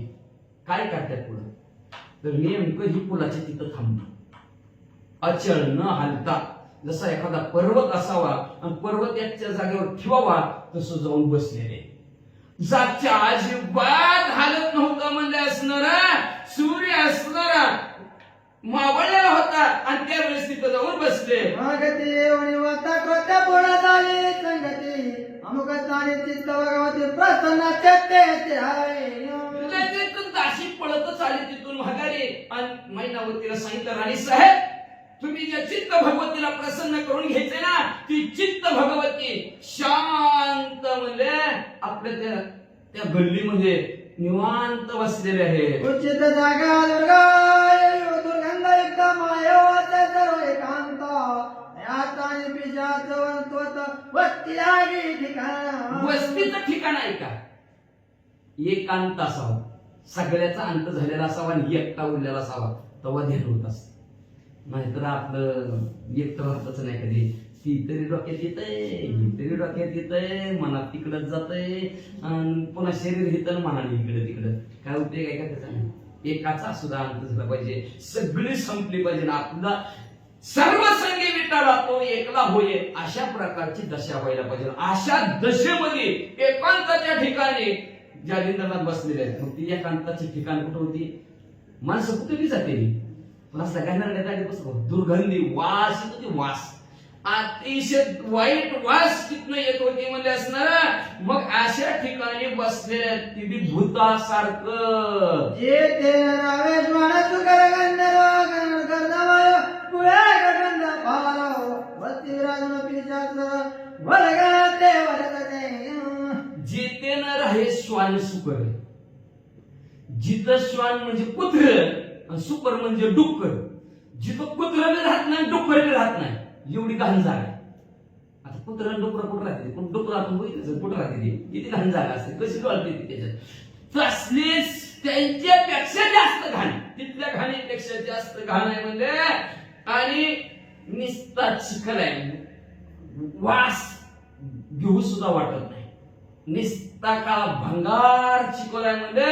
आणि त्या चिखलाच्या ठिकाणी म्हणजे असणारा भूतासारखं बसलेले आहेत. आपण म्हणजे काय भूतासारखं बसणार, कुठं बसायचं कळतं का नाही तुला? मग तिथं बसल्या तरी सुद्धा म्हणजे असणाऱ्या मुखात ना श्रीराम जय राम जय जय राम, श्रीराम जय राम जय जय राम, श्रीराम जय राम जय जय राम, श्रीराम जय राम जय जय राम असं म्हणत आहेत. तू म्हणजे असं काय म्हणते रोज झुपीचं औषध आहे वाचा. आयती गणिती जीवानी मळे तिरोचु बाहे रैतवता जन संबोधय मग जाऊ दर्शन. मग अशा प्रकारचं तिचं बोलणं ऐकलं मैनावतीनं. त्या गल्लीत बसलेल्या आहेत, मुखात असणार असं श्रीराम जय राम ऐकू येते म्हणले. बरोबर, शांत बस म्हणले तू, शांत बस म्हणले तू. म्हणले असणार ही असणार रहित जनसंबंध, गावातली माणसं सगळं झोपू दे म्हणले. ये जा नाही गावातल्या लोकांचं येणं जाणं हे सगळं थांबू दे म्हणले. रात्र होऊ दे, जाणं येणं गावातल्या सगळ्या माणसाचं संपू दे, आपण मग त्याच्या दर्शनाला जाऊ. अशा प्रकारचा विचार मैनावतीने आपला मांडला. आता का मांडला असं वाचा. परिचारिका मगामध्ये उत्तम कुळ ठेवून तमंकाच्या रसाने मिळवले. मग दर्शनाला जाऊ म्हणजे आणि मोठ्याच असते. रातच एवढ्या राजाची एवढे मोठा राजा आणि त्याचे रातच कुठं चाललं बघितलं म्हणजे सुरुवातीला, पुन्हा बघितलं तर चालेल पण सुरुवातीलाच बघितलं नाही कुठं चालली. एवढं त्याच्या घरी पाहिजे जाऊता जळणार नाही अशी चालली. लोक नावं ठेवतील ती म्हणजे झोपू दे गावातले लोक. का तर 2 तुंडी भांडवल असतं गाव म्हणजे. हे म्हणतात काय म्हणतात काय मला जे दरडोक्यात येत नाही ते नांदीला नांद पळतीला पळता काय म्हणजे माझ्या ध्यानातच येत नाही. आठवायचा प्रयत्न करतात पण ते असले लोक असतील म्हणजे काय बोलतात सांगता येत नाही. म्हणून गावातले लोक शांत होऊ दे.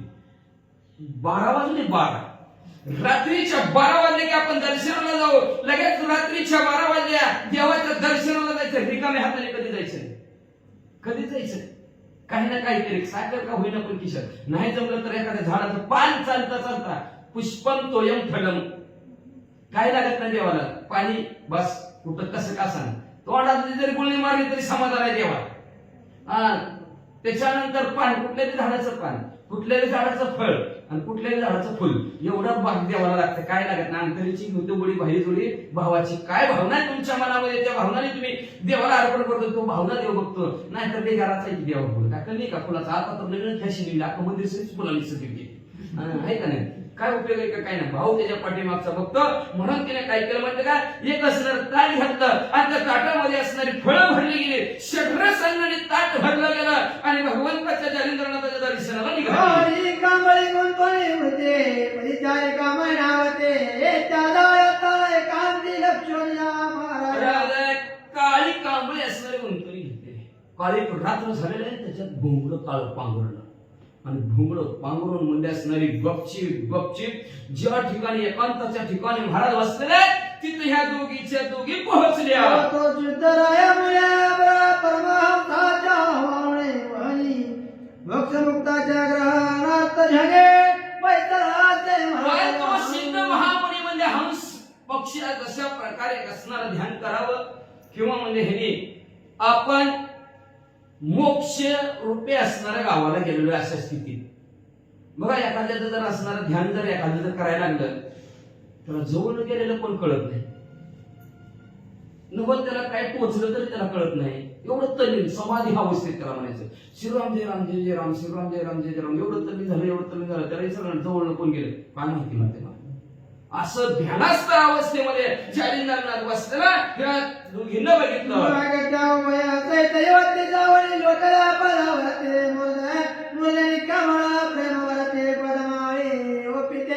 मग त्या दोघी असणाऱ्या जालिंदरनाथाच्या जवळ गेल्या आणि दोघींनी आपलं असणारं डोकं जालिंदरनाथाच्या पायावर ठेवलं.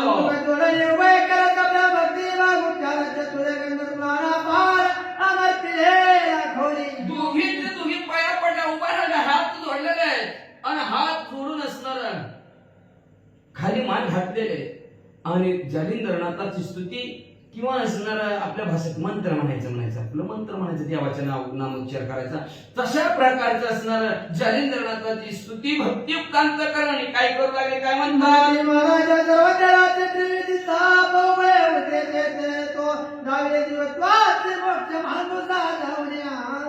महाराज सर्वज्ञ राशी होते. सर्वज्ञ म्हणजे सर्व जाणणारे कळणारे. रास म्हणजे भिगारास. रास कुठं असते रास, खळ्यावर बंद झाले आहे का नाही. तसा असणारा सर्वज्ञ राशीत रास भिगारा जाऊ म्हणजे तुम्ही ज्ञानाचा म्हणजे एवढं तुम्ही आहोत म्हणजे माहिती आहे मला म्हणजे. पण त्रिविध ताप आहे मला. आध्यात्मिक, आधी भौतिक आणि आधी दैविक हे तिन्ही तापाने आम्ही भर पडून चालले.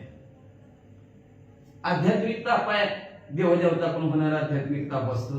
आधी दैविक ताप आणि आधी भौतिक म्हणजे ते असणारा यमाकडून जाणारा आधी दैविक, आधी भौतिक आणि आधी जैविक जीव मात्राकडून गांधीला मासे चावणं, हे चावणं, ही होणं, ती होणं, या त्रिविध तापाने आम्ही भोर पडून निघालेलो म्हणजे महाराज. तर असणारा हा त्रिविध तापा असणारा संपवण्यासाठी, का तर ह्या त्रिविध तापाची एवढं असणार अंगाला भोरपळून निघू लागलेलं, ह्या घ्यायला एवढा त्याचा त्रास आहे, एवढा त्रास आहे, त्याच्यामुळे आम्ही आज तुमच्याकडे आलेलो आहोत. तर आम्हाला मोक्ष रूपी असणारं साधन किंवा मोक्षाच्या गावाला घेऊन जावा, मोक्ष रूपी धनाचा गाठोडा आमच्या हवाली करा, असं दोघी म्हणू लागले.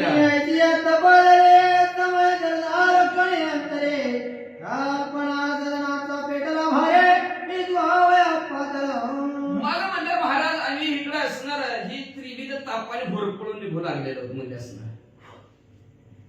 तर आता ह्या वेळेस तुमचा कृपारूपी पाऊस आमच्या असणाऱ्या अंगावर पडू द्या आणि आमचा ताप नाही साहू द्या. जालिंदरनाथ म्हणले ही जी काय असणार कल्पना रूपी असणार आमच्या अंतःकरणाच्या ठिकाणी जी काय घर केलेलं आहे ती घर असणार, त्या घराला घर सुद्धा असणार लय भारी पेटले आहे कल्पना रूपी.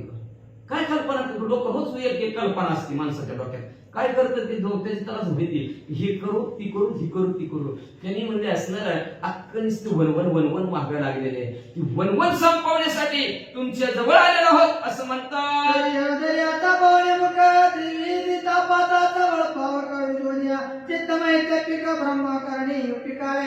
मग तुम्ही औदार्य रूपी असणार तुमचा चेहरा पाहिला, षडगुण ऐश्वर्य संपन्न असतं त्याच्यात औदार्य दिन, त्याला औदार्य म्हणतात.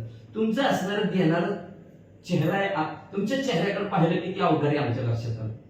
तर तुम्ही काय करा, आमच्या जे काय देहाच्या ठिकाणी असणारा हा जे काय त्रिविध तापाने आमचा देह जे काय होरपळून निघायला लागलेला आहे त्याला असणाऱ्या संपवून टाका, विझवून टाका आणि हे देहाच्या ठिकाणी ब्रह्मरूपी असणारं बी पेरा, कानात बीज मंत्र तुम्ही टाका, आमचे गुरु तुम्ही व्हा. याचा अर्थ असा आहे तुम्ही आमचे गुरु व्हा, असं ते दोन्ही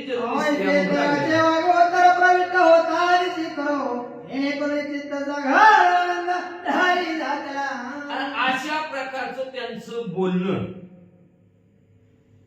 आपण देवाकडे गेला तर काय काय नाही, काय डोकं जर ठेवलं तरी आई पुढे म्हणते देवाला म्हण कुशाल ठेव, देवी म्हणते देवा कुशाल ठेव, देवालाच मागतं देवा कुशाल ठेव.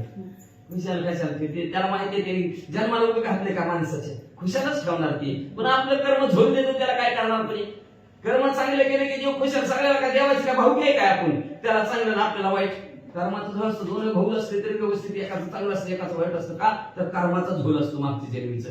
जी कर्म असणार कर्मगतीने आहे तिथं बुद्धी काय करेल बिचारी कर्मानुसार बुद्धी वावरत असते. आपण म्हणतो काही येण्यासारखा वागतो, काय वेळेसारखा वागतो, मागच्या जन्मी तरी नीट काम केलं नसतं म्हणून ती येण्यासारखा वागतो. मग आता काय करायचं, मग त्याला काय नाही, देवाचं नामस्मरण चिंतन करता, ऐक देवाची सेवा कर, चांगला मार्ग सापडणार. हे उपाय आहे त्याच्यावर. मग म्हणजे असणार ते म्हणू लागले असणार ज्या वेळेस सत्य म्हणल्याबरोबर जालिंदरनाथाचं अंतःकरण प्रसन्न झालं. का जी मागायची ती मागितलं ना देवाकडे. आपण देवाकडे ते महाराजाकडे गेला, देवाकडे गेला की पोराचा जमाना पोरीचं होईना आणि पोरं काय नीट राहायला आणि काय करावं. आता तीच महाराजाला विचारली असते ती प्रपंच महाराज कुठले आणि ते आपण कुठलं प्रपंच, त्यांना काय कळतं प्रपंचात. पण असू द्या, पण ते काय पुन्हा घरबळ असणार हे अमुक तमुक काढून देणार आणि त्याच्यामुळे ती असणार होणार. मग सांगू लागलेलं देवाला काय मागायचं, काही मी उद्धार पाहिजे ना, क्रय कृपा करेल नारायण. देवा माझा उद्धार कधी होईल, मी मोक्षाला कसं जाईल म्हणजे महाराज माझा उद्धार कशात होईल हे मग असणारा देव माझ्यावर कृपा करेल कसे हे महाराजाला विचारावं. तसं तिने विचारलं हा त्रिविध ताप कधी संपला आणि मोक्षाला कधी जाईल. माझं आपलं मागणं असतं देवा हे दे, देवा ती दे. हा देवाला काय मागायचं, काय मागायची गरज नाही. न सांगता तुम्हाला येते अंतर, न सांगता आपल्याला काय पाहिजे ती देवाला माहिती असतं म्हणून देव बरोबर आपल्याला देतोय. म्हणून नाही तर सगळ्याला सारखंच देवाने दिलं असतं तर सगळी टाटा अंबानी कशाला नसती झाली असती. म्हणून ज्याला जे पाहिजे ते आहे रे, सगळ्याला सारखं देऊ देत असतो. पण इकडे असणार अशा प्रकारचं ती बोलल्याबरोबर ह्या जालिंदरनाथाचं मन अंतःकरण असणार प्रसन्न झाला, आनंद असणारा मनाच्या ठिकाणी जालिंदरनाथाच्या दाट लागेला. परी संकोचित चंद्रा काजे उदिता माहित हरिभक्ती पंक्तिका चक्रवातात तळी वेदावा. मला म्हणजे जसं असणारा चकोर पक्षी आणि चंद्राला पाहिल्यानंतर जसा अनुभव आहे किंवा पौर्णिमेचा चंद्र पाहिल्यावर सागराला जशी भरती आली तशा प्रकारचा जालिंद्रनाथाच्या अंतःकरणाच्या ठिकाणी आनंद झाला ती बोललेला ऐकून. पण हाय बाबा कोणीतरी आपल्या माझं भेटो माझं जातीचं आपल्या आपल्या जातीचं कोणतरी भेटलं बाबा मोक्षाला लाव म्हणणार म्हणून जालिंद्रनाथाला आनंद झाला. मग असणारा जालिंद्रनाथ असणारा अंतरा झाला. पण म्हणते हा ऐची चित्त यदोडी नाता दाविता झाला तीव्र होता. महिन्यामध्ये चपळ चित्ता किंवा कसोटी पाहताचे. असं चित्ताच्या ठिकाणी पहिल्याच भीतीत तिथं झिजवावं लागतं. आज माळ घातली की महाराज सगळ्यांनी पाड्या पडावून दाक्षाला तर का म्हणे येते नाही चालत तातडी तातडी करून परमार्थाची करावी तातडी परमार्थ करत असताना तातडी करावी. पण तुका म्हणे येते नाही चालत तातडी ही तर महाराजांच्या बाबतीत तातडी चालत नाही दमानी असते. कधी ना कधी भगवंत त्याच्यावर प्रसन्न होत असतं. मग म्हणजे आता चित्ताच्या ठिकाणी नाथ महाराजांनी विचार केला म्हणजे आता आपलं तीव्रपणे ह्याला दाखवायला पाहिजे किंवा ह्यांची असणारी आपण परीक्षा घ्यायला पाहिजे. अशा प्रकारचा विचार जालिंद्रनाथांनी केला का नाही तर कुणी बी आला की पाया पडलं की देव प्रसन्न झाला नाही. त्यांची परीक्षा देव परीक्षा घेत असतो लक्षात ठेवा. आता कशी परीक्षा आहे वाचा. विषाचा चेष्टा उदा म्हणजे ते आव्हाने आले गुरुडा युक्ते मैत्रे पाचन हाती कळल्या जुगारी. काय करायला का भूतासारखी चेष्टा येण्यासारखी चेष्टा करायला सुरुवात केलं नाथ महाराजांनी. शेजारी दगडाचा ढिगारा होता दगड रस्त्याची उलटलेली मग मध्ये असणारी ती दगड घेतली आणि सनासन सनासन मैनावतीला मारू लागले. शोभवाने कवरी वगळा भंगुबाय चित्त प्रेमा मेघादयाच्या जोगळा पाचन कारका. पाऊस पडावा तशा प्रकारची दगड पडायला लागली आणि पडता पडता काय म्हणतात माहितीये का करून करून जाऊन देव पूजला म्हणजे असं बी बनायला लागले लई म्हणजे करून करून जमले ते देवपूजाला लागलो असं वाईट शब्दाने म्हणू लागले. जेणेकरून अंतःकरणाच्या ठिकाणी चित्ताच्या ठिकाणचं प्रेम असणार दरमळून जाईल भंगून जाईल अशा प्रकारचं वाईट शब्दाने जालिंद्रनाथ त्या मानवतीला काही म्हणू लागले.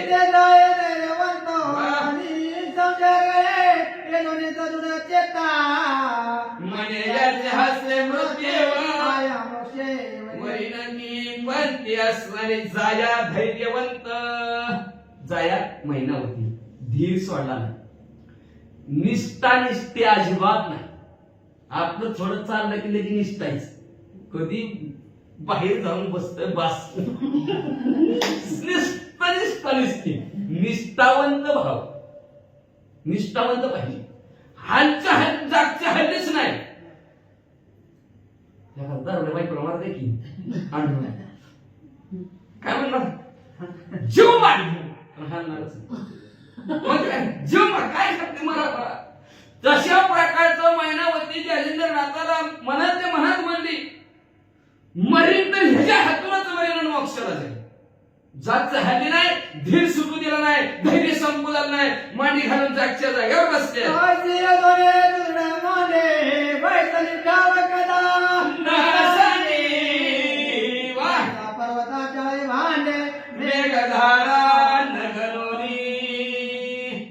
काय अवस्था झालेली हे मांडीहून हे मांडीवर सुद्धा नाही.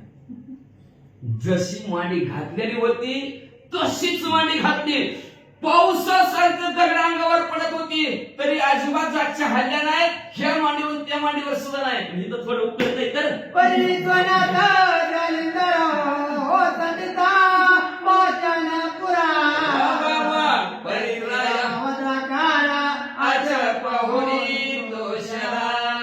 मग त्यांना जालिंद्रनाथाने पाच दगडाचा पुरच तिच्यावर सोडला. परीक्षाची असणारी ती महिनावरती अजिबात खाल्ली नाही. पहिल्या परीक्षेत पास 100% पहिलाच नंबर महिनावरती झाला.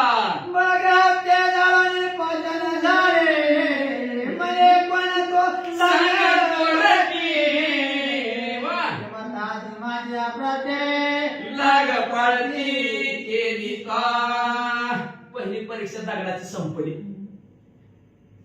बस किती दगड मारायची म्हणजे मनाला आनंद वाटला जालिंद्रनाथाची. पहिल्या पेपर मध्ये पहिल्यांदा पास पहिल्या मार्काने. दुसरी परीक्षा घ्यायला झाली तर आता मी सुरुवात केली तर पास केली म्हणले. अरे कोणाच का तू म्हणले, कुठल्याच का म्हणले तू, तुला गावात काय दुसरी कोण दिसली नाहीत काय म्हणले, मीच दिसलो काय म्हणले तुला, हो तिकडे जा, अशा प्रकारचं बोलू लागले.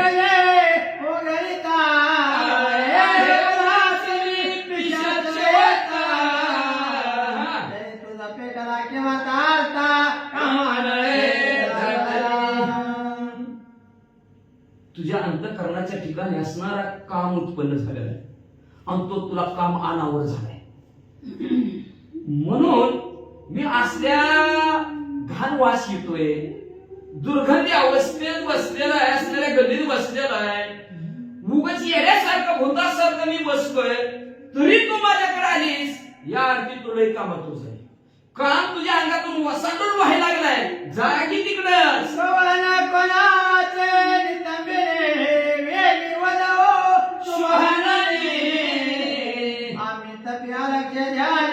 लक्ष भंगावया का आली.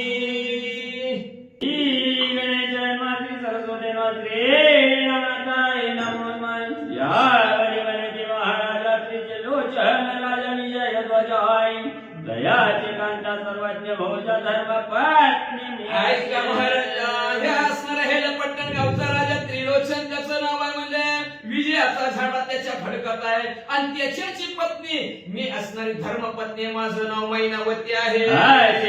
योग द्रुमा काळी भाक्षणी पती उत्तमाई माते गेले प्लवंग माझ्या गावात निर्वावया. काय सांगायचं महाराज, काळ कुणासाठी थांबत नाही, त्याच्यापाशी काळापाशी म्हणजे हाय गई काय नाही, बारका असो किंवा मोठा असो, एवढ्या ज्याची संपत्ती मोजता येत नाही एवढी संपत्ती माझ्या मालकापाशी होती, पण एक दिवशी काळाने एवढी टाकली, माझ्या मालकाला घेऊन गेलं, मी एकटीच राहिले. ऐसे परियोग जती काळचक्र पावनी राठी मग भयाचा उदाक पाहुणी पोटी पश्चातापी मिळविल्या. अशा प्रकारे काळाचं चक्र आहे, कुणासाठी सुद्धा थांबत नाही महाराज. माझा मालकाला असणारा काळ घेऊन गेला, एकटं पाठीमागं मी राहिले गेले, आणि मग म्हणजे मी तरी असणारा बदलायला पाहिजे. मनाच्या ठिकाणी पश्चाताप झाला, काय झाला, पळपळ जाते आयुष्य, तुझं झाले काही कळेना. 2 दिवसाच्या समयांसाठी आलास रे पाहुणा, पाहुणा म्हणून आलो या जगदातील बिहार झालं, काळालाच विश्राम गेलं. मग अजून किती आहे अवकाशी, तुझी काळ वाट तुझी पाहत आहे, ही माझ्या ध्यानात आल्याबरोबर काळे पतीची केली गती तशीच करी मामा होती तरी मानव सती पाठी आरू कमा ते होई काय. मग महाराज जशी माझ्या मालकाची काळाने गती केली, तशाच प्रकारची असणारी काळ माझी सुद्धा गती करल. म्हणून म्हणजे असणारे महाराज, मी ही काळ रूपी असणार चक्र बाजूला सारण्यासाठी तुमच्याकडे आले. येरी म्हणे तत्व भरता पावनी लया त्वरिताय कवण्यात विकळ चरित लोटसी तुझे नडियाय. मग जालिंदरनाथ म्हणू लागले, बरं बरं बरं जाऊ दे, तू काळाला घाबरून आली माझ्याकडे, म्हणजे बरं आहे म्हणजे असणार, माझं संपलं म्हणजे.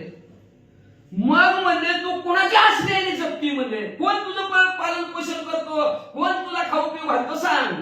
येरी म्हणे सदैव भरिता सुदय काय प्रपंच येर म्हणे कोणाचा प्रपंच राहती चालवी.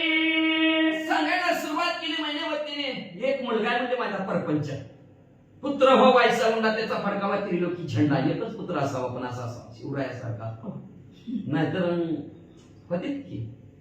मग म्हणजे असणार एकच मुलगा प्रपंचाच्या ठिकाणी माझ्या म्हणजे असणार, आणि ती म्हणजे असणार कसं प्रपंच चालेल तर जालिंदरनाथाने विचारलं. म्हणे गौरवंगार राजाचा जणी देश विपुल आहे तयच नप गोपीचंद मुलं दासत तुमचा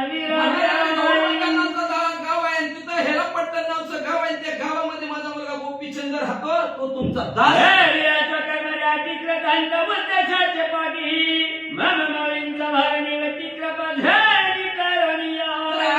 माझ्या कर्माची राहती, जसं असेल तसं कर्म माझं बरं का, माझ्या पोराचं बी कर्म माझं बी कर्म, कर्मानुसार आम्ही राहतो, म्हणजे सुखाने आनंदाने कर्मानुसार राहतो, म्हणजे प्रपंच व्यवस्थित चालवतात. पण काळ पाठीमागा लागलाय, आणि काळ कुणाला सोडत नाही. कुणाला सोडतंय का? कुणाला सोडत नाही. 5 वर्षाचा असू किंवा आता जन्मले असू दे किंवा म्हातारा असू द्या, काळ कुणाला सोडत नाही. हा काळ रूपी असणारा पाच बंधन माझ्या पाठीमागे लागलेला आहे. तर ते भार, काळ रूपी भार माझ्या डोक्यावरचा तुम्ही उतरवा, माझ्यावर कृपा करा. मैनावती म्हणती गायच्या ऐकानी दियाच्या वचनावने प्रतहंत पाशात रडवंदवन. गायच्या तुझ्या मग पिशाच्या आहारात तुला काय जाणीतल्या. काळ रूपी पास तोडा माझा असं म्हणल्या बरोबर जालिंदरनाथ काय म्हणतात माहिती का, तुला कसं लगे येण्यासारखा माणूस मी भूतासारखा इकडे या गल्लीत बसलोय असल्या, पण माझ्या हातून ती काळाचा पास तुटल हे तुला कसं कळलं.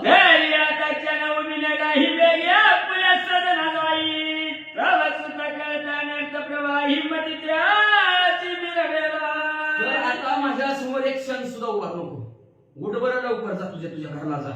नाहीतर तुझ्या पोराचा जर कळलं आणि त्याच्या बुद्धीत काही जर पडला प्रकाश कसा जर कुणी जर टाकला तर लई भला मोठा घोटाळा.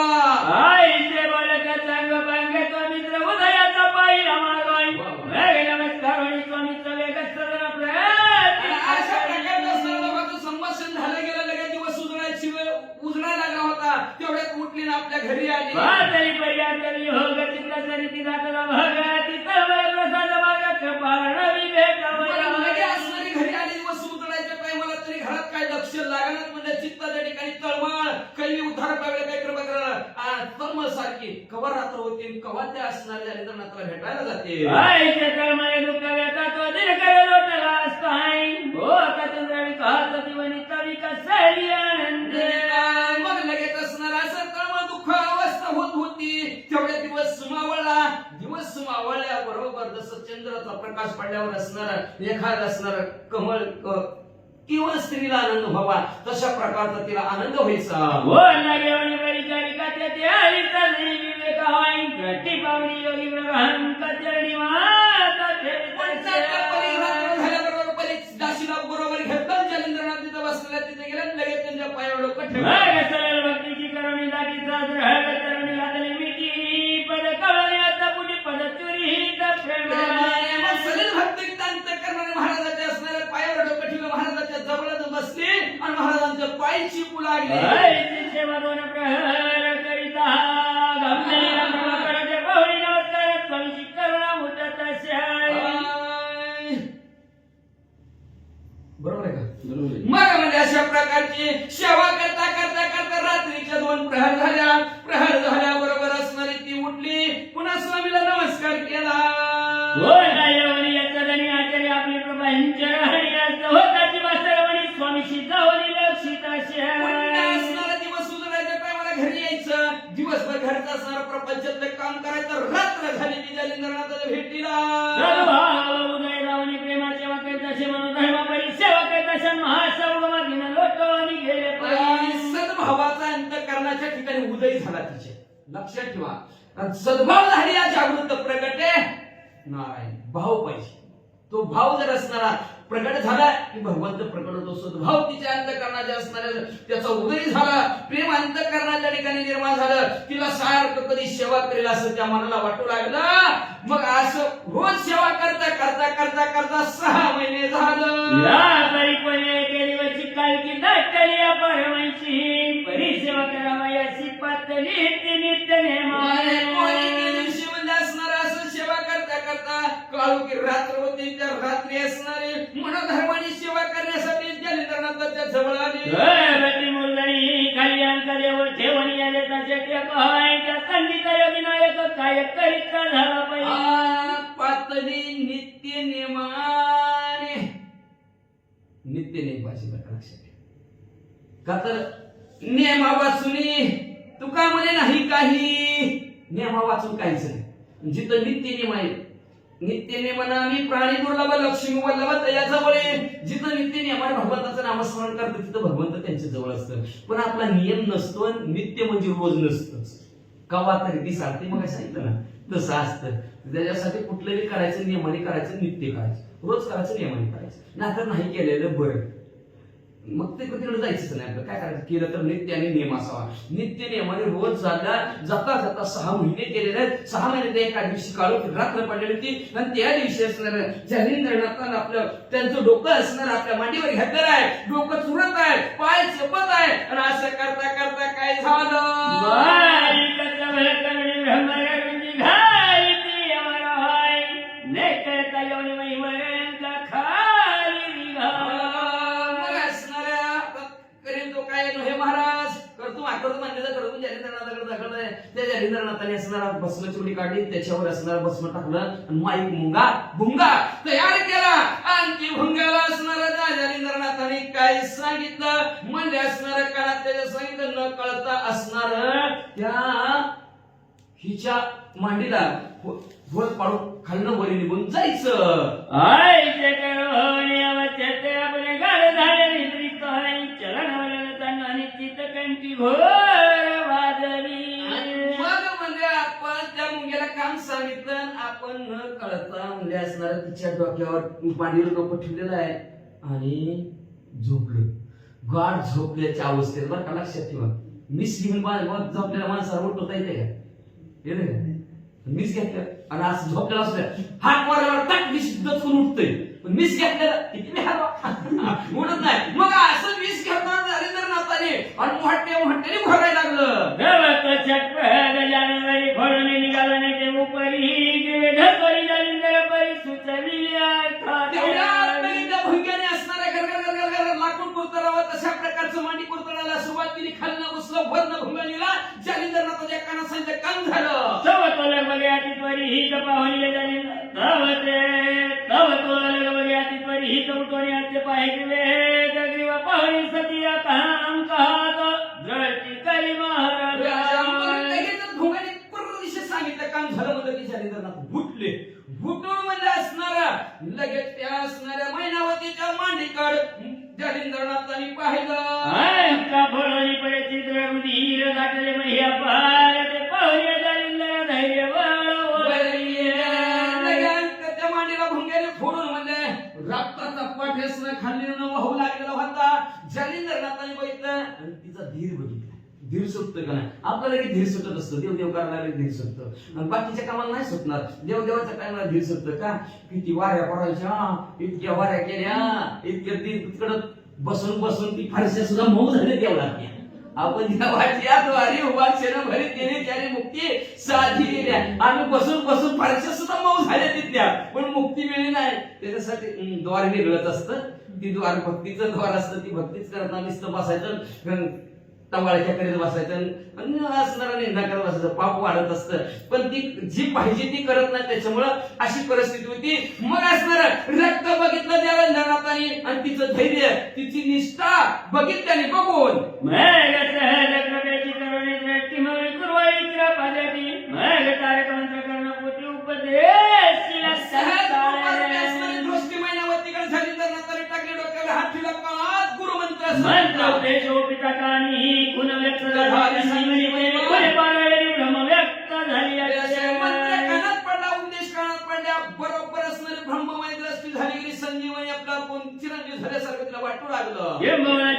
जीवती तुका संगमस्तावरी ब्रह्मभुवन पासून आकारी ब्रह्मदृष्टी हे दृष्टी झाली गेली. जन्म जेवढं ती काय दिसतं सगळं दिसणार ब्रह्ममय झालं, देवल दिसू लागलं. ऐसावता चमत्कार मग मौली देवीच्या नावावर म्हणे महाराज सगळं व्यापार आजी मिरवाला असं चमत्कार तिच्या ध्यानामध्ये झाल्याबरोबर तिने आपलं डोकं जालिंदरनाथाच्या पायावर ठेवून महाराज म्हणजे महाराज आज व्यापार सुफळ झाला गे माय. या परिलोक पहाड मुक्त जाणे आणि करिता झाला करणे मंत्र प्रयोग संजीवनी ते देही प्रेरित कृपळ असणाऱ्या जगतामध्ये श्रेष्ठ असणाऱ्या कृपळ असणाऱ्या जालिंदरनाथाने भस्माची उडी काढली. त्याच्यावर संजीवनी नावाचा मंत्र म्हणजे भस्माची उडी कपाळाला बांधली. निर्जीवित काय करीला तो मैनवतीशी अमरवेला देही ठेवली असे जिवंत करणारी संजीवनी नावाचा मंत्र आहे. तो संजीवनी नावाच्या मंत्राची भस्माची मुठी कपाळाला लावल्याबरोबर जिवंत असणारा चिरंजीव जैसे रामेदानव कुशी चिरंजीव केले विभीषणाची सैन्याय मैनवतीशी श्री जालिंदर केले जसं राक्षसाच्या कुशीत जन्मलेला विभीषण काकाने प्रभू रामचंद्राने लंकेचा राजा देवाच्या केलं तसं मैनावतीला चिरंजीव जालिंदरांनी केला. नित्य नित्यवती प्रेमवती विशाल निर्वे भावती ती बरी आणि एक कामुदेला ती पुत्र मोहे विद्येने मला रोज जालिंदरांची भक्ती करू लागले. नामस्मरण चिंतन करता करता एक दिवशी काय आलो म्हणा, मुलाचं कसं होईल माझ्या मनात म्हणे चमत्कार जाणून भेदली तीर ब्रह्मणे त्या दुःखाचा घायाने माझ्या जानवरी निर्मलाय. मग म्हणजे मनात म्हणायला लागली, एवढं मोठं भुंग्याने मांडी कुरतवली, लई मोठं दुःख झालं, लई मोठी जखम झाली, रक्त बळाबळा वाहिलं. पण घाय करताने वाहाळ शुद्धा चालवताना पोरत या वैस स्पर्शता करत जायची तैसी विरही. हात होता म्हणून जालिंदरांनी नुसता हात लावला तर जशीच्या तशी मांडी म्हणजे पहिल्यासारखी दिसू लागली. तरी सध्या चमत्कार झाला मागरती गोचर आणि केलं सनातन सारं ब्रह्म व्यक्ती परायण. सध्या मला चमत्कार दाखवला, मांडीला जखम सुद्धा नाही, मलमपट्टी करून औषध लावून तिथे फरक तरी दिसला असता आपल्या जखमीचा, पण तसं नाही. पहिल्यासारखी कातडी तेजस्वी दिसली. म्हणजे ही चमत्कार पाहिला आणि माझ्या डोळ्याने स्वतः पाहिला, मी अनुभव घेतला. आणि एवढंच नाही, माझी दृष्टी ब्रह्ममय केली. मला देव पाहावयास अशी गेलो, तिथे देवाची भोवळी ठेवलं, अशा अवस्थेवर मला निहून ठेवलं. आता तेरी चिरंजीव पद देवनी माते अचल केले त्रैलोक्या ध्यान या रीती माझ्या सुताचे होते तरी फार बरवे. म्हणजे मला चिरंजीव केलं, मला ह्या त्रिलोक स्वर्ग मृत्यू पाताळामध्ये आचर केलं, मला आढळ पदाला लावलं महाराजांनी, चिरंजीव पद मला दिलं. पण ह्याच्यासारखंच माझ्यासारखंच माझ्या रिपोर्टला केलं तर लय बरं होईल. 10 वाजल्यात म्हणजे आता ऐसे निग्रह मानसी वियोगवत व्यथा बरी द्याची ती व्यथा नरहरी वंशी धुंडी सुरते माणू सांग्या. अशी योजना तिनं मनात आखली. काय आखली? माझं जसं झालं तसं माझ्या पोराचं व्हावं. पण आता पोरग मी कसं हाय कसं नाही, काय किती सांगितलं तरी ऐकतच नाही म्हणते. अवघडच आहे का नाही? मग आता मनात तर आईच्या हुरहुर आहे, जसं माझं कल्याण झालं तसं पोराचं मी व्हावं. लई असणारी वियोगाची व्यथा तिच्या ध्येयाला लागलेली आहे. महाराज नरहरी वंशातील धुंदीचा मुलगा असणारे मालूम म्हणू लागले, काल रात्रभर म्हणजे आता अशीच 10 वाजल्यात त्याच्या जालिंदरनाथाची वेळ झाली म्हणजे असणारी आता झोपण्याची विश्रांतीची झोप काय झोपत नसते ते महाराज. मग म्हणजे असणारे त्यांची विश्रांतीची सोय झाली, वेळ झाली, जरा त्याला विश्रांती घेऊ द्या. उद्याच्याला तुमचं आणि तुमच्या मुलाचं कल्याण कानिकनाथाच्या हातून पुरा असं म्हणतात.